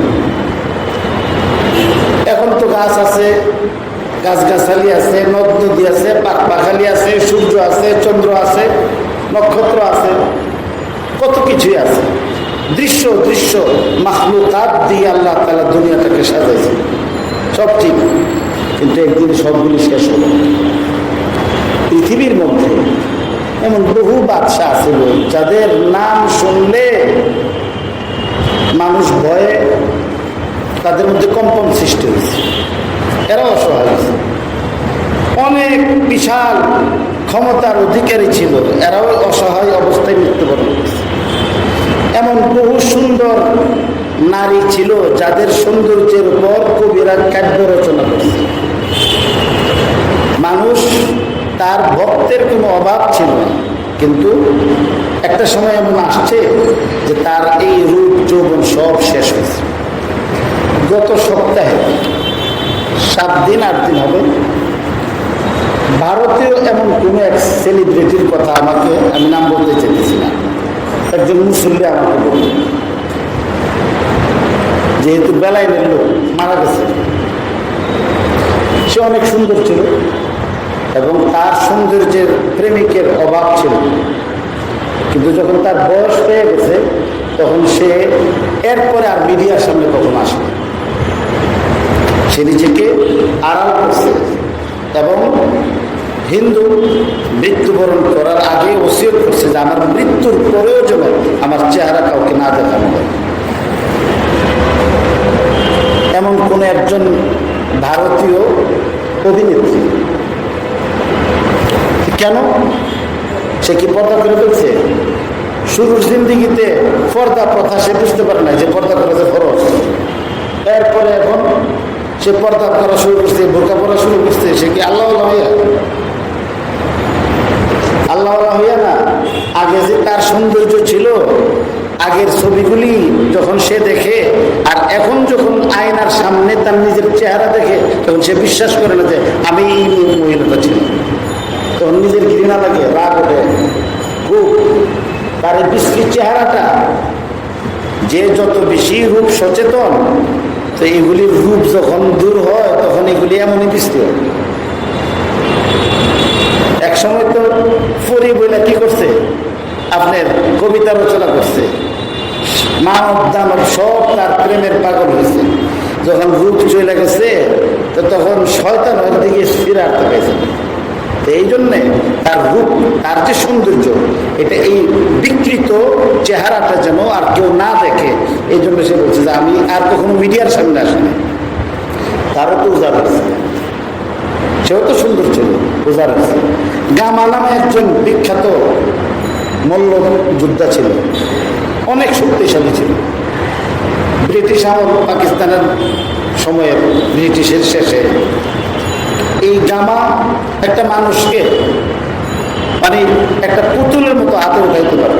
2.5 মনের বস্তা একটা এক হাতে ধরে এভাবে উঠাই ফেলত। কিন্তু এই লোকটার অবস্থা এমন হলো, মৃত্যুর আগে সে অসহায় মাটির মধ্যে পড়ে রয়েছে, তার সারা শরীরে পচন সৃষ্টি হয়েছে, তার শরীরের মধ্যে যে মাছি বসছে, হাত দিয়ে এই মাছিগুলি সরাইবার ক্ষমতা হচ্ছিল। আল্লাহ পাক রব্বুল আলামিন মক্কার কাফেরদেরকে বলছেন যে তুই মুহাম্মদের সত্য না সত্য নবী পরীক্ষা করার জন্য তোর দুষ্ট লোক ইহুদিদের কাছ থেকে গিয়ে প্রশ্ন ধার করে আনছিস, আর মুহাম্মদকে আটকাইবার জন্য মনে করতেছিস যে খুব ভালো কাজ করতেছিস। এটা তোর জন্য দরকারি কাজ না। তোর জন্য দরকারি কাজ হলো দুনিয়ার জিন্দিগিটাকে কাজে লাগাইয়া আখিরাতের সামান সংগ্রহ করা। আর না হয় তোমার জিন্দিগির মধ্যে একদিন ভাটা আসবে, তোমার যৌবনের মধ্যে ভাটা আসবে, তোমার রং তামাশা ওই দিন শেষ হবে। कैसे कैसे ताजदारा बादशाह चल गए, कैसे कैसे ताजदारा बादशाह चल गए, वो खजाना बाला खाना, वो खजाना बाला खाना, शान शौकत क्या हुई। কত বাদশাহ, কত ক্ষমতাধর ব্যক্তি, কত জ্ঞানী ব্যক্তি, যাদেরকে নিয়ে মানুষ গর্ব করছে, তাদের শেষ দিকের দিকে কত অসহায় গেছে। কবি নজরুল, তার মেধাকে কম ছিল, কিন্তু শেষ অবস্থায় তো সে কথাও বলতে পারছে না, বাকরুদ্ধ হয়ে গেছে। ষড়যন্ত্রের কারণে হোক আর যেভাবে, কথাও তো বলতে পারছে। আমাদের ব্রাহ্মণবাড়িয়ার ইন্তেকাল করছে, আমি আজকে বাড়ি থেকে আসলাম। ব্রাহ্মণবাড়িয়ার লৌহ মানব ছিলেন, মিনিস্টার ছিলেন, সব পদে উনি ওনার মানে স্বনাম ধন্য এবং বিখ্যাত ব্যক্তি ছিলেন। উনি আমাদের মসজিদে একদিন আসলো, খুব বেশি দিন আগে না, গত বছর ইন্তেকাল করছেন। আমি কারণ বাজার গেলাম, বসে রয়েছে এখানে, কথা বলতে পারতাম। স্ট্রোক করে তার কথা বন্ধ হয়ে গেছে। এরপর হুমায়ুন কবির সাহেব ছিলেন, মিনিস্টার ছিলেন, এর সাথে সময়। আমার আব্বার খুব ভক্ত ছিল, ঢাকা আসছে, আসার পরে ওনার কোনো এক কারণে আমার কাছে আসছে। এখানে বসান, বুঝি নাই প্রথমে, একটা শব্দ শুধু বলতে পারত, বলতো কি যে বাসে না, বাসে না, শুধু এই শব্দটাই বলতে পারত। কথা সব বুঝতেন কিন্তু কথা প্রকাশ করতে পারতেন না। যাই বলতেছে, আমাদের ব্রাহ্মণবাড়িয়া শহরের পৌরসভার বর্তমান যে মেয়র হল ওনার স্ত্রী, তো ওনার নামে ওনার স্ত্রী মেয়র হয়েছে, কিন্তু ওনার হাল ছিল কি, হাঁটতে পারে না, হাঁটতে পারছে না, কথা বলতে পারছে না। এবং শেষ পর্যন্ত আমরা যখন আর খুব সমস্যার ছিলেন, আমি একদিন বললাম যে আল্লাহ তাআলা আশা করি আপনাকে সুস্থ করে দিবে। আমার মামাও বাকরুদ্ধ হয়েছিল, নিশ্চিত করে কথা বন্ধ হয়ে গেছিল, আবার আল্লাহ জবান খুলে দিয়েছে। তো ওনাকে আমি বললাম যে আমার মামাও তো এমন বাকরুদ্ধ হয়ে গিয়েছিলেন, সুস্থ হয়ে গেছে, আল্লাহ তাআলা আপনাকে সুস্থ করে দেবেন। আসে না, আসে না, মানে ওনারটা হইতে পারে উনি আলেম মানুষ, কোরআন শরীফ তেলাওয়াত করছে, বাসা না, বাসা না। এরপরে যে ব্যক্তির নাম শুনলে বাঘে ছাগলে এক ঘাটে পানি খাওয়ার মতো, এই ব্যক্তির এই বাসনা শব্দ নিয়ে মানুষে উপহাস করছে। আমি নিজের কানে শুনছি, আমি মানুষের উপহাস শুনছি, বলতেছে যে বাসনা বাসনাই ছিল। আরে যে আল্লাহ তারে বাসনা বাসনা বানাইছে মজা করে, আল্লাহ আমারে বানিয়ে দিলে আমি কি করতাম? আপনাকে বানালে আপনি কি করতে পারতেন? উনি কি ইচ্ছা করে এমন হচ্ছে? এই জন্যে আল্লাহ পাক রব্বুল আলামিন বলছেন যে জরুরি কাজ করেন। আরো কয়েক মিনিট সময় আমি নিব, এরপর আমি পরের আয়াতে যেতেছি। আমাদের দেশে দেখেন, হারাম থেকে বাঁচা একজন ইমানদার ব্যক্তির জন্য ফরজ, 100%। হারাম করার কোনো সুযোগ নেই। তখন নিচে কাপড় পরা হারাম। আমি কাউকে ছোট করার জন্য না আগে বলছি, আমাদের এটা কিন্তু আত্মসমালোচনা, আপনার আমার ভাই, দিনই ভাই, কারো ছোট করার জন্য না। অনেকে কষ্ট পাই বুঝি যে আমি এই জন্য এই কথাটা বলতে গিয়া আমার বলাও দরকার, আবার আপনাকে কষ্ট দেওয়া আমার উদ্দেশ্য না, আপনাকে অসম্মানিত করার উদ্দেশ্য। দাড়ি রাখা তো জরুরি, দাড়ি কামানো হারাম। সূরা কেরাত শুদ্ধ না হলে নামাজ হয় না। সূরা ফাতিহা যদি অশুদ্ধ পড়ে নামাজ হবে। সূরা ফাতিহা শুদ্ধ করে পড়ার চেষ্টা না করে আমিন নিয়া কিলাকিলি শুরু করে, আমিন। এবং ওদিকে তারা যেন কি করছে, আরব দেশের মধ্যে আমিন জুড়ে বলছে, এই জন্যে ওনারা কি করছে, দৌড়ায় গেছে। এবং আমি তো ভুল করতেছি, উনি তো শিক্ষিত মানুষ, কোনো লেখাপড়া জানেন না, আমার ইমাম, উনি তো ভুল করতেছে, ওনাকে তো আমার বাঁচাইতে হবে। উনি আমিন যদি কোনো ব্যক্তি নামাজের মধ্যে নাও পড়ে, জোরে আসতে তো অনেক গুরুত্বের কথা, একদম যদি নাও পড়ে নামাজের কোনো সমস্যা হবে না, নামাজের কোনো সমস্যা হবে না। সূরা কেরাতটা যদি শুদ্ধ না হয়তো নামাজ হবে না। তুমি আমিন লে এত ফারাফারি, তোমার সূরা দি গায়রিল মাগদুবি আলাইহিম হঠাৎ দাল্লিন, গায়রিল মাগদুবি আলাইহিম হঠাৎ দাল্লিন হবে, ওয়ালা দাল্লিন হতে পারে। তো এরপরে একামত, নামাজের একামত দিছে, আল্লাহু আকবার, আল্লাহু আকবার, আল্লাহু একবার একামত দিয়ে নামাজ হইল, আল্লাহু আকবার। তো আকরে শুদ্ধ করতে গিয়া এখন বলছে কি আল্লাহু একবার, এই আল্লাহু একবার এটা ঠিক করেন, একবার না আল্লাহু আকবার।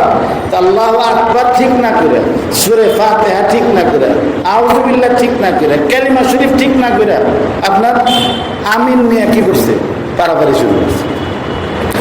এটা মুমিন ব্যক্তির জিন্দেগি না, অপেক্ষাকৃত কম গুরুত্বের জিনিসটা বেশি গুরুত্ব দিয়া একদম 100% গুরুত্ব দেওয়া দরকার, যেটা এটা বাদ দিয়ে দিয়েছে, এটা কোনো বুদ্ধিমানেরও কাজ হতে পারে না। এই জন্য আল্লাহ পাক রব্বুল আলামিন বললেন যে মুহাম্মদ সাল্লাল্লাহু আলাইহি সাল্লাম রে ইন্টারভিউ নিয়ে কি করবা, তোমার নিজের ইন্টারভিউ চিন্তা করো। ওয়া ইন্না লাজাইলুনা মা আলাইহা সাঈদান জুরুজা। তারপর আল্লাহ বলতেছেন, এবার শুরু করতেছেন, শুরু করার আগে আরেকটা প্রশ্ন করতেছে। তো তোমাদের কাছে মনে হচ্ছে মুসল্লিরা অনেকে কি করে, অনেক মুসল্লি কোনো মাসআলা হয়তো তার জানা ছিল না, হঠাৎ করে কোথাও জানছে, অথবা আপনার পবিত্র ইউটিউব শরীফ তেলাওয়াত করেছেন সকালবেলা ঘুম থেকে উঠে। সকালবেলা ঘুম থেকে উঠে না, সারা রাত্র জায়গায় উনি তেলাওয়াত করছেন পবিত্র ইউটিউব শরীফ, পবিত্র আপনি ফেসবুক শরীফ, এটা তেলাওয়াত করে একটা মাস আলাদা পাইছে। পাইয়া ওনার কাছে মনে হয়েছিল এটা তো খুব অভিনব মাস আলা মনে হচ্ছে। এই মাস আলা তো হুজুরের জানার কথা না, হুজুরে যে বৈরাগী ওয়াজ করে উনি তো কবরের কথা এখানে বলতেছে, না ওই বেহেশতের কথা বলতেছে, তারপরে নামাজের কথাই বলতেছে, ইমানের কথাই বলতেছে। ইসলামী অর্থনীতি নিয়ে তিনি কি আলোচনা করছেন, সমাজ ব্যবস্থা নিয়ে তিনি কি আলোচনা করছেন, অমুক জায়গা তমুক জায়গা অনেকেই আপত্তি করেন। তো মনে করে যে আর এই মাস আলা মনে হয় হুজুরের জানা নেই, এটাকে সে বিরাট অনেক কিছু মনে করে। তো মনে করে সে তখন আমাদের প্রশ্ন করে, তো প্রশ্ন করলে তখন যেহেতু মানুষের সাথে চলাফেরা করি এই পর্যন্ত সময় কাটছে, তো যারা মাস আলা জানার জন্য প্রশ্ন করে ওনাদের প্রশ্নের ধরন, আর যারা আমাদেরকে টেস্ট করার জন্য আসে এদের প্রশ্নের ধরনের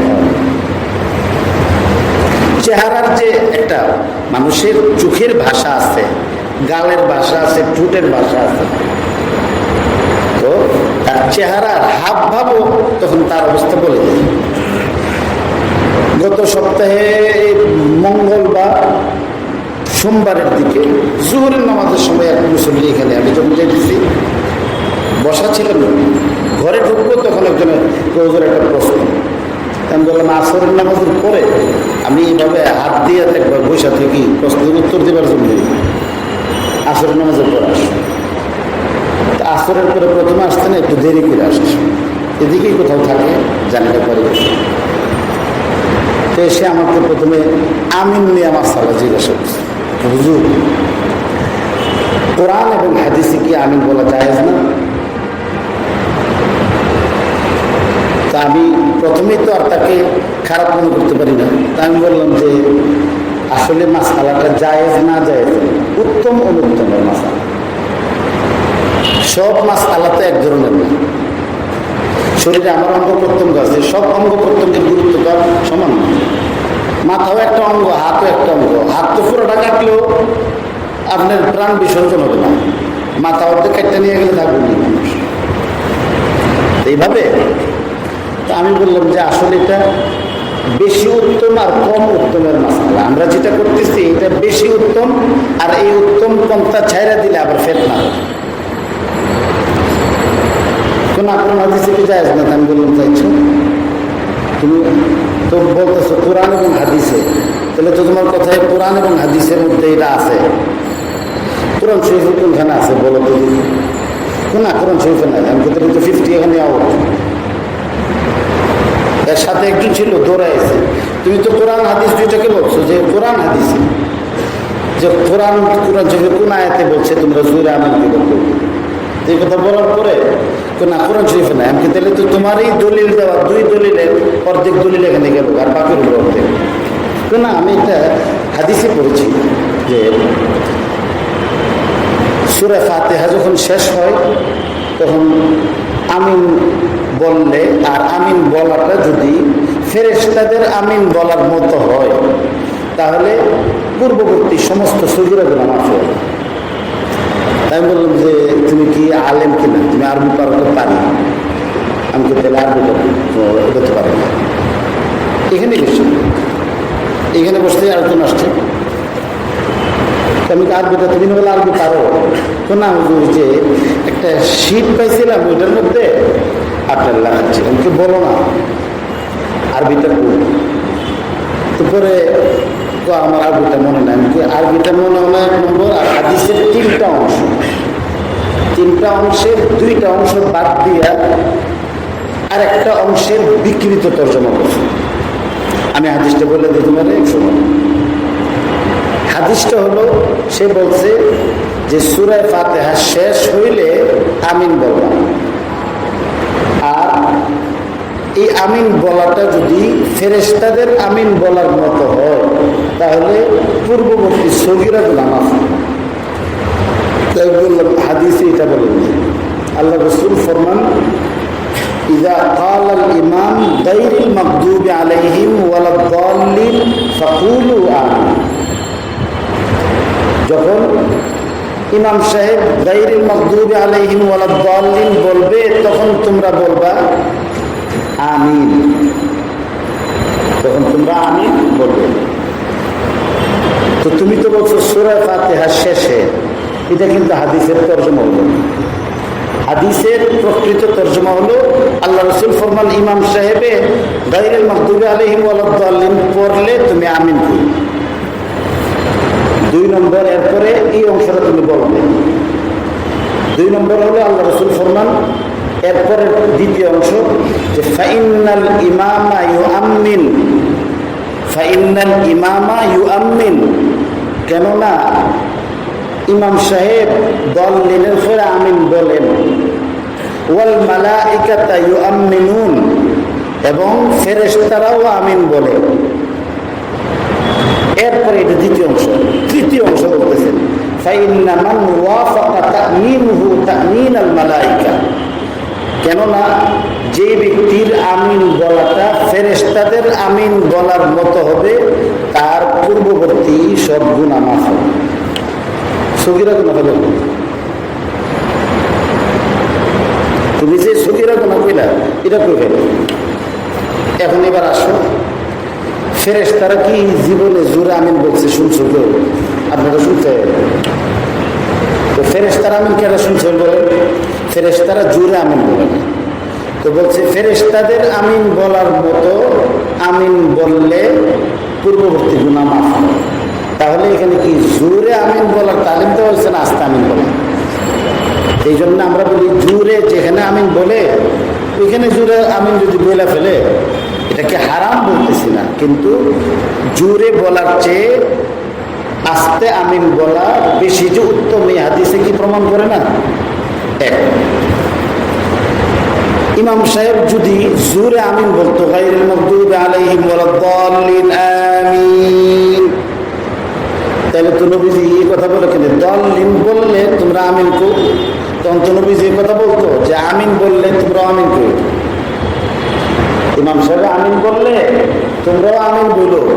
এই জন্য মুহাদ্দিসিনে কেরাম বলেন যে আল্লাহ রাসূল বলছেন যে গায়রিল মাগদুবি আলাইহিম ওয়ালাদ-দাল্লিন ইমাম সাহেব কইলে তোমরাও আমিন কইও।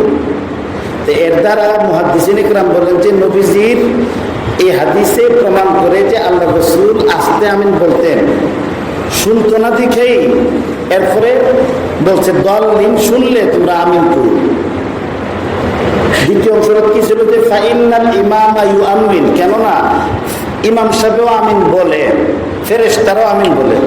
ইমাম সাহেব যদি জোরে আমিন বলতো তাহলে আবার কয়ে দেওয়া লাগে কেন যে উনিও আমিন বলে? বলার লাগে না তো, সে তো শুনছে। এই জন্যে জোরে আমিন না বলে আস্তে আমিন বলা উত্তম বলছে। এরপরে মুক্তাদি ইমামের ইক্তেদা করে নামাজ পড়ে। তো ইমাম সাহেবে যদি জোরে আমিন না বলে আর মুসল্লি যদি জোরে আমিন বলে ফেলে তাহলে আমিন বলার ধরনের মধ্যে কিন্তু ইমামের ইক্তেদা হয় না। ইমাম তো আস্তে কইছে, মুক্তাদি আস্তে করলে তার ইক্তেদা হবে। এটা প্রকৃত অর্থে ইক্তেদারও পরিপন্থী। তারপরে আমিন বলার একদম সহিকের আপনারা লিখে রাখতে পারবেন, আমিন বলার স্পষ্ট সহি কোনো হাদিস নেই, কোনো হাদিস নেই। সাহাবীদের ফতোয়া আছে, বুখারী শরীফের মধ্যে রওয়ায়াত আছে, কিন্তু এটা হাদিস না। হযরত আয়েশার কথা, হযরত আয়েশার কথা, হযরত আয়েশার ফতোয়া।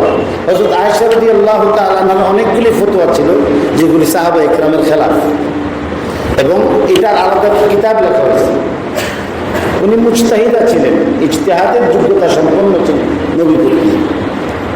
তো হযরত আয়েশা মাসআলা হলো পুরুষের আর রওয়ায়াত করছে বিরিয়াতে মাসআলা কেন? হযরত আয়েশা তো আমিন বলতেন না জোরে, উনি তো ঘরে নামাজ পড়ছেন। তো সহি কোনো হাদিস নেই। আর একটা মজবুত হাদিস আমিন জোরে বলার যারা পেশ করে ওই হাদিসের শব্দটাও স্পষ্ট না। জোরে আমিন বলার অর্থ মানা যায়। এই হাদিস রওয়ায়াত করেছেন হযরত ওয়াইল ইবনে হুজুর, নাম খেয়াল রাখবেন, ওয়াইল ইবনে হুজুর রাদিয়াল্লাহু তাআলা আনহু। ওনার বাড়ি ছিল ইরাকে। উনি ইরাকের অধিবাসী ছিলেন এবং স্থানীয় একজন নেতা ছিলেন।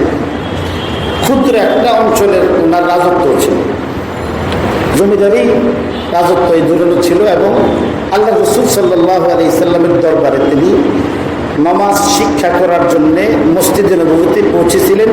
নবীজি ওনাকে 20 দিন তার দরবারে রেখে নামাজ শিখাইছেন। উনি হাদিস রওয়ায়াত করেছেন। ওনার হাদিসই যারা আমিন আসতে বলে পেশ করেন, আর যারা জোরে বলেন এরা ব্যর্থ চেষ্টা করেন।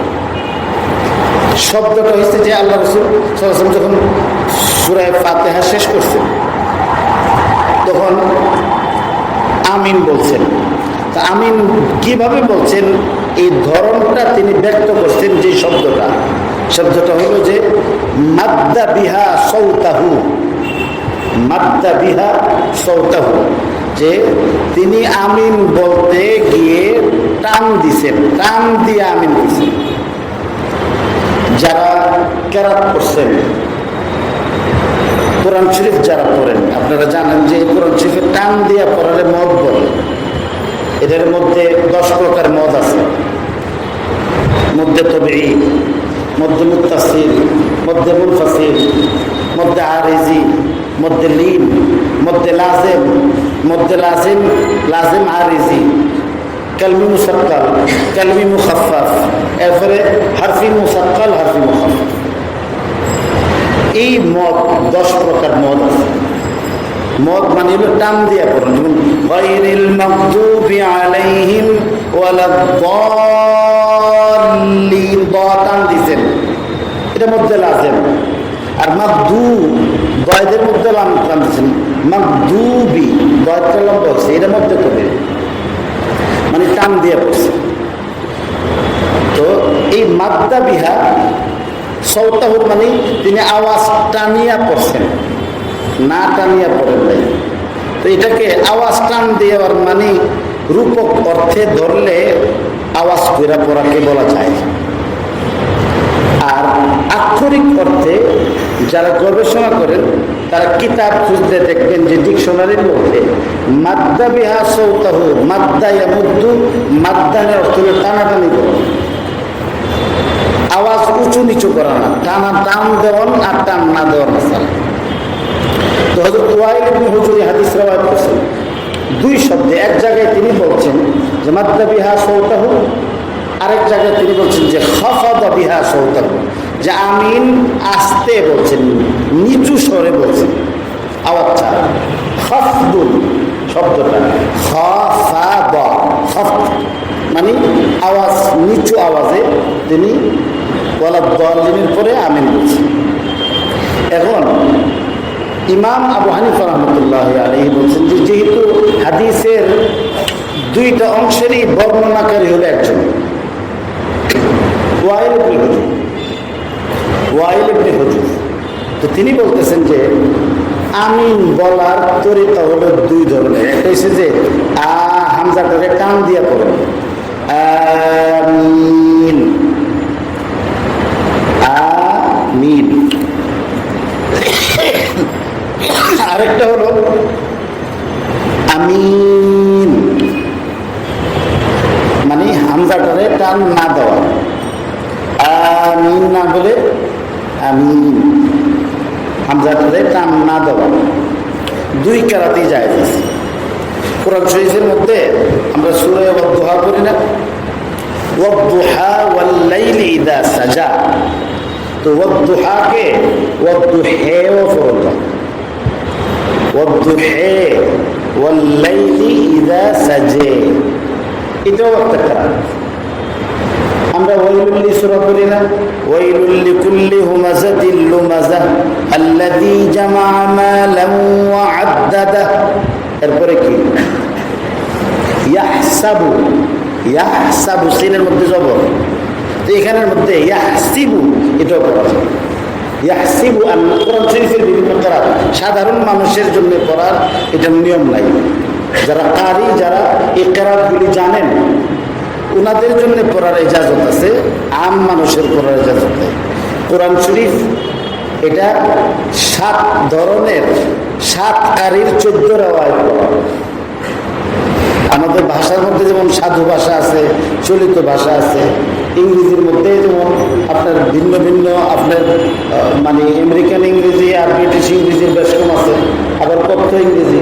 বাংলা ভাষার মধ্যে আপনার চিটাগাঙ্গের বাংলা ভাষা, সিলেটের বাংলা ভাষা, আর ব্রাহ্মণবাড়িয়ার আর ঢাকার কুট্টি আর যশোরের, এভাবে বাংলার মধ্যে তো ভিন্ন ভিন্ন আছে। তো এক এক দেশের গালি, এক এক দেশের বুলি।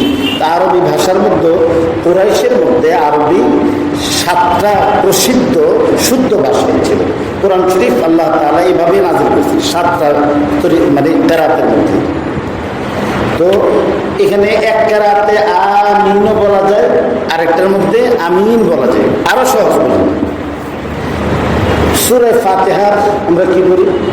আলহামদুলিল্লাহ রাব্বিল আলামিন আর রহমানির রহিম। তারপরে মিমটা লম্বা হবে না লম্বা হবে না?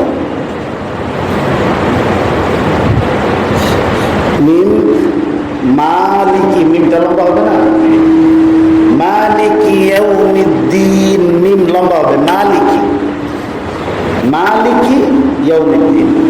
এখানে এই মালিকের আবার মালিকিও করতে, এটা আরেকটা কারণ যে মালিকি ইয়াউমিদ্দিন অর্থ কি জানেন? অর্থ বেশ কম। মালিক তো বাংলাতে আমরা বলি যে অমুকে ওটার মালিক, ও না। মালিক আর কি, যে এই মোবাইলের মালিককে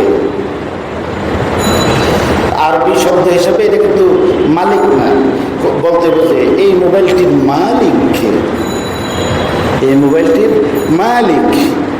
তো মালিক তো আমরা বলি না, আমরা বাংলা ভাষায় বলি মালিক। তো আরবিতে মালিক বলা হয় সত্ত্বাধিকারীকে, আর মালিক বলা হয় বাদশাহ। লম্বা যদি না করা হয়, মালিক, মিম লাম কাফ, মালিক।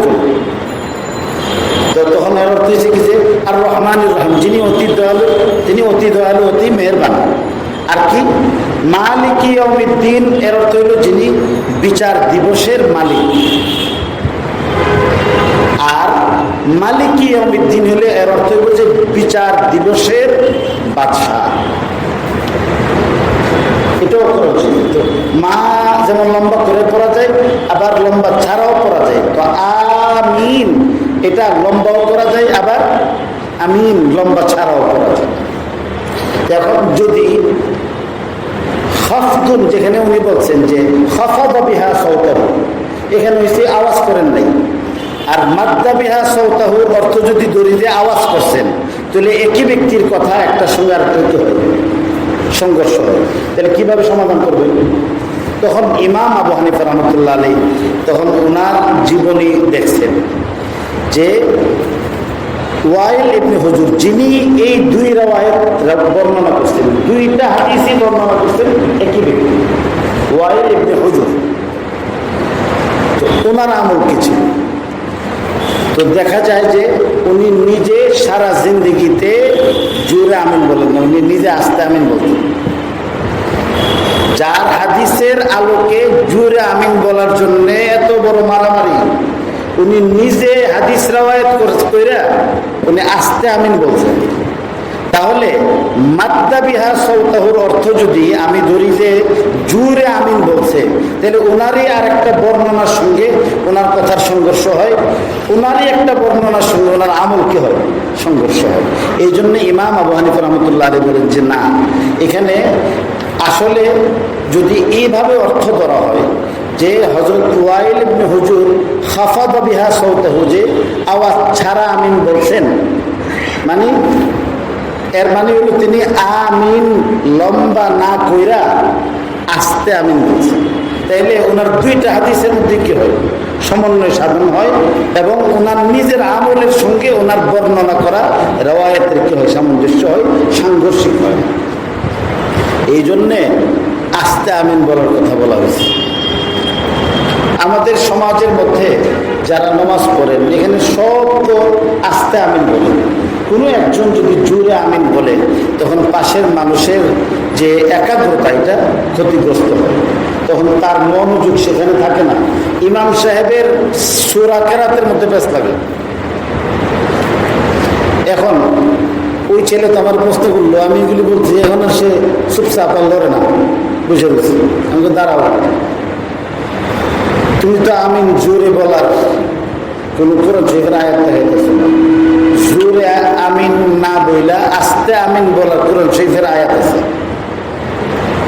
সূরাতুল আরাফের মধ্যে আল্লাহ পাক রব্বুল আলামিন বলছেন যে আমিন হলো একটা দোয়া। আমিন অর্থ কি? এই যে দেখেন না আপনি, আমি আমার মতো করে, আমি আপনাদের মতো অত অনেক কিছুই জানি না। ইংরেজিতে দেখেন না এলটিডি দিয়ে লিমিটেড বোঝা দেওয়া আছে না। তো আমিন এমন একটা, এটাকে আরবিতে আপনার হসর বলা হয়, মানে সাংকেতিক চিহ্ন দিয়া বিরাট একটা বাক্যকে বোঝানো। তো এখানের মধ্যে আমিন অর্থ হইতেছে আল্লাহুম্মা ইস্তাজিব দাওয়াতানা, যে হে আল্লাহ তুমি আমাদের দোয়া, সূরা ফাতিহার মধ্যে দোয়া করছি না, গায়রিল মাগদুবি আলাইহিম ওয়ালাদ দালিন ইহদিনাস সিরাতাল মুস্তাকিম থেকে শুরু করে, তো দালিন বলার পরে তখন এর অর্থ হচ্ছে আল্লাহ তুমি আমার এই দোয়া কবুল করো। আমিন একটা দোয়া।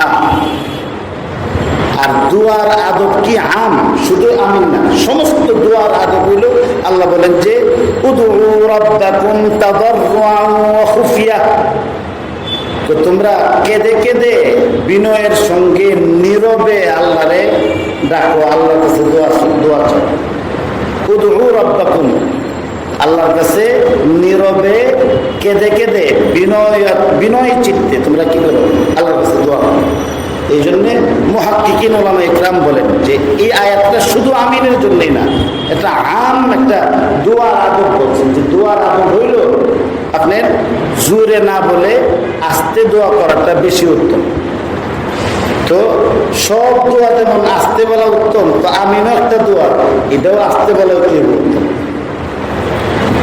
এরপরে নামাজের মধ্যে আমিন ছাড়া আরো অনেক দোয়া আছে, এর একটা দোয়া জোরে করা হয় না। নফল নামাজে না, নফল নামাজে কোথাও সানা পড়েন না, শিক্ষারে পড়েন, সুবহানাল্লাহ বেলাদের তসবিহ করেন না, এরপরে আপনার দোয়ায় কোনো পড়েন না, রমজান মাসে জমা যখন নামাজ পড়েন চিৎকার করে পড়েন, আত্তাহিয়াতুর মধ্যে পড়েন না আল্লাহুম্মা যে আল্লাহুম্মা ইন্নী যালামতু নাফসি যুলমান কাসীরা, দোয়ায় মাসুরা। এটি নামাজের কোনো দোয়াই নামাজের মধ্যে জোরে পড়া হয় না। তাহলে বোঝা গেল নামাজের মধ্যে কেরাত ছাড়া যত দোয়া আছে এই সব দোয়াগুলো আস্তে পড়াটা উত্তম। আস্তে পড়া উত্তম যদি হয়ে থাকে, সব দোয়া আস্তে পড়া হইতেছে, এইটাকে আপনি জোরে ফেরা আরেকজন নামাজ নষ্ট করবেন, এটা কেন করবেন? দৈনিক নামাজ কত অর্থ? 5 ওয়াক্তের নামাজ। এই 5 ওয়াক্তের নামাজ 3 রাকাত বেতের বাদ দিলে ফরজ নামাজ হলো 17 রাকাত। এই 17 রাকাতের মধ্যে শুধু 6 রাকাত নামাজে জোরে বলবেন না, আস্তে বলবেন নিয়ে মাসালা। বাকি 11 রাকাতের মধ্যে আপনি ইচ্ছা করলেও জোরে আস্তে কোনো মাসালা আনতে পারবেন না, শুধু 6 রাকাতে। তো সব নামাজ সব রাকাতে আস্তে আমিন, তো এইখানে আবার এই লাগাইয়া ফেস লাগাইবেন কেন? ফরজ, ওয়াজিব, সুন্নত সহ দৈনিক 32 রাকাত নামাজ আমরা করি। এই 32 রাকাত নামাজের মধ্যে শুধু 6 রাকাত নামাজ দিয়ে আমরা করি কেন? এই জন্যে এরপরে এটা কি আপনার না পড়লে, আপনি জোরে না পড়লে আপনার নামাজ হবে না এমন কোনো ফতোয়া কোনো কিতাবের মধ্যে কোনো মাযহাবের কোনো গুমরাহ ব্যক্তি বলছে যে গুমরাহ শয়তান মতোই ফতোয়া দিচ্ছে না। ভালো মানুষের ফতোয়া দিবে দুর্গতা, শয়তান হয়ে ফতোয়া দিচ্ছে যে জোরে আমি না বললে তার নামাজ ক্ষতিগ্রস্ত হবে। তো কেন এই সমাজের মধ্যে বিশৃঙ্খলা সৃষ্টি করা, কেন? এবং এসে কি করে দলবদ্ধভাবে ওইদিকে বসবে এদিকে বসবে। আপনার তো কষ্ট, আমরা শুরু থাকতে রিক্সা সাইকেল চালাইছি, তিরিং বিরিং করছি, এখন বাচ্চারা যখন রাস্তার মধ্যে দেখি, কালকে আমি যাওয়ার সময় দেখি যে অল্পের জন্য আমার গাড়ি, আমি যে গাড়িতে যেতেছিলাম চল পড়ে, আমি খেপে গেছি। আরে যে আমার মনে হলো যে আমি একটা বেফাস মন্তব্য করছি কিনা জানি না, আমার মনে হলো যে গাড়ির তলে ফেরা যারা মরে তো ম্যাক্সিমামে নিজের দোষে মরে। আমার এমন একটা ধারণা সৃষ্টি হচ্ছে যে ড্রাইভাররা একটা ব্যাংকের বাচ্চাও মারতে চায় না। আমার মনে হয় আর কি এমন একটা ধারণা, এটা তার কোরআন শরীফের আয়াত না যে একবারে মালিক ইয়াউমিদ্দিন বদলান যেত না। হ্যাঁ, আমার ধারণা সৃষ্টি হয়েছে যে এটা যে হঠাৎ করে সামনে চলে আসছে, তো একটা লোক কী করবে। এখানে গত সপ্তাহে একটা লোক মারা গেল, 12 রবিউল আউয়ালে যে মারা গেল আমাদের যে কি বলে এটা সাতফুয়ারের দিকে একটা মসৃণ একটা স্টিল ফালাই রাখছে, এটার মধ্যে কোনো রেখা টেখা নাই। হুন্ডা নিয়ে আসতেছিল, হুন্ডার পিছলে গেছে, পাশে আপনার বাস ছিল, এটার নিচে চাপা পড়ছে, সে মারা গেছে। এখানে কার দোষ? ড্রাইভারে কি তার মারছে? সে ইচ্ছা করলো বাঁচাবে, এখানে পথ নাই। এখানে তা আমি যখন এইভাবে বলতেছি তখন আমার সাথে একজন বলতেছে তো আসলে এটা হলো দরদ মহাব্বতে। আমরা যে চিৎকার করতেছি, কি করতেছ, এটা কিন্তু ভালোবাসায় মহাব্বতে, যে সে তো ধ্বংস হয়ে যেতেছে। আমার ধমকের কারণে সে যদি বাচ্চা যায়, আমার গালি দিল, তার প্রাণটা কিন্তু বাঁচছে। এখানের মধ্যে ইসলাম নষ্ট করে ফেলতেছে, মসজিদ উজাড় করে ফেলতেছে, মুসলমানে বিভেদ লাগাইছে, মারামারি করতেছে, হিংসা করতেছে। যেখানে কোনো ফিতনা নাই, মীমাংসিত বিষয়গুলোকে ধার করে এনে ফিতনা সৃষ্টি করবে, আর একজন ইমানদার ব্যক্তি নীরব বসে থাকবে। আমি কেন বলবো, আপনারা বলবেন। ইমাম সাহেব বললে ইমাম সাহেব বদ মেজাজ, ইমাম সাহেব বদ মেজাজ না, ইমাম সাহেবের ডর যে আল্লাহর কাছে কি জবাব দেব। আপনারা অনেক বিষয় আমল আছে, আল্লাহর কাছে জবাব দেওয়ার মতো যথেষ্ট বুঝি আছে, এই জন্য ডরার না কি যে ইসলাম ধ্বংস হইল, আমি মুক্তি পাই যাব। এই জন্যে ফিতনা না করি। এখন মনে করেন যে চুপচাপ বসে রয়েছে, ওইটাতে গেল আর আইসে। আরেকদিন একদিন এখানে বসছে, তো আমি আপনার সাথে বসবো, তাই আমি বললাম যে আপনি গেলে আশরাফ ভাই আছে, ওই যে আমি বললাম যে আপনি তো আমার এখান থেকে উঠতে গেলে আর আইতেন না, আপনার চেহারাটা হাসরের ময়দানের আগে আর দেখবো, হাসরের ময়দানে যদি দেখি আর কি। তার উঠতে যদি আপনি যাইতেন পারেন, আপনার কাজ হলে ফিতনা লাগায় সারছেন যাবেন, বসে নেবেন। আরেকদিন আমাদের মুরব্বী ছিল, জসিম ভাই ছিলেন, একদিন কে দিন বললেন এটা এখন একটা আফসোসের বিষয় যে আমরা কেন এগুলি বলবো। আল্লাহ আমাদেরকে এই সমস্ত ফিতনা থেকে হেফাজত করবে। এটা অহংকারের কথা না, এটা দরদের কথা হওয়া চাই। আমার ইমান তো আমার হেফাজত করতে হবে, আমার আমাল হেফাজত করতে হবে। এই জন্যে অনেক মানুষ আছে যে ছোট্ট জিনিস জানি না মনে করে হুজুরে মামা এটা জানে না, তখন হুজুরে জিজ্ঞাসা করতে হয়, আয় না। তো কাফেরও এরা যখন ইহুদিদের কাছে গেছে যে মুহাম্মদকে কেমনে আটকানো, তো বলে দিছে, বলো যে প্রাচীন ইতিহাসে একদল যুবক শহর ছেড়ে পালিয়েছিল, এদের ইতিবৃত্ত কি ফাইফি। এই প্রশ্নের উত্তর মুহাম্মদ রাসূলুল্লাহ সাল্লাল্লাহু আলাইহি সাল্লাম দিতে পারবে না। তো আল্লাহ বলতেছে, আম হাসিবতা আন্না আসহাবাল কাফি ওয়ার রাকিম কানু মিন আয়াতিনা আজাবা। তুমি গুহা গর্তবাসীদের ইতিবৃত্তকে অবাক বিস্ময়কর কাহিনী মনে করতেছো, বিশাল একটা কিচ্ছুই নেই, এর চেয়ে অনেক আরো বেশি আজীব, আরো বেশি রোমাঞ্চকর, আরো অনেক বেশি শিক্ষণীয় জিনিস তোমার চোখের সামনে আছে। তোমার কাছে মনে হয়েছে অনেক কিছু যে মোহাম্মদ আটকে দেবো, এটা এমন বড় করে ভাবার এটা কিছুই না, যেটা আমরা মনে করতেছি, তারা মনে করছে। আল্লাহ পাক রব্বুল আলামিন এরপরে আস্তে আস্তে কাহিনী শুরু করতেছেন। আমাদেরকে আল্লাহ যদি তৌফিক দেন, আমরা এই পর্যন্ত যে আলোচনাগুলি করছি, এই আলোচনাগুলো তাফসীরের যথার্থ আলোচনা। এই জন্যে যে কোরআন শরীফ এটা কোনো উপন্যাস গ্রন্থ না, যেখানে আমরা কিচ্ছা কাহিনী শুনবো আর এরপরে মজা লাগবে, এবং ইতিহাসের সবচেয়ে বড় শিক্ষা নিয়ে এখান থেকে যাব। যে ইতিহাসের সবচেয়ে বড় শিক্ষা হলো ইতিহাস থেকে মানুষের কোনো শিক্ষা গ্রহণ করে না। তা আমরা ইতিহাসের এই বড় শিক্ষা নিয়ে আবার যে খালি এক কান দিয়ে শুনবো আর কান দিয়ে বের করবো, আর সুবহানাল্লাহ বলবো, আর আলহামদুলিল্লাহ বলবো, মাশাআল্লাহ বলবো, আর বেহেশতে চলে যাবো। এই সুবহানাল্লাহ মাশাআল্লাহ ইন্নালিল্লাহ এই বরকতের জন্য আল্লাহ কোরআন নাযিল করছে না খালি, হ্যাঁ এটাও একটা অংশ, কিন্তু কোরআনের শিক্ষাটা যে আল্লাহ তাআলা এখানে বলছেন যে জরুরি কাজ করতে হবে, জরুরি কাজ, বিনা জরুরি কাজের মধ্যে সময় নষ্টের জন্য আমাদের না হয়। এই জন্য আল্লাহ তাআলা কোনো কাহিনী বিস্তারিত আলোচনা করেন নাই, কাহিনীর জরুরি অংশগুলো আলোচনা করছেন। আল্লাহ পাক রব্বুল আলামিন তৌফিক দিলে এই কাহিনীর আলোকে যেগুলো জরুরি আল্লাহ আলোচনা করছেন সেই বিষয়গুলো নিজের আমলের উদ্দেশ্যে এবং আখিরাতের নাজাতের আশায় আমরা ইনশাআল্লাহ সামনে আলোচনা করার চেষ্টা করবো। আল্লাহ আমাদের সবাইকে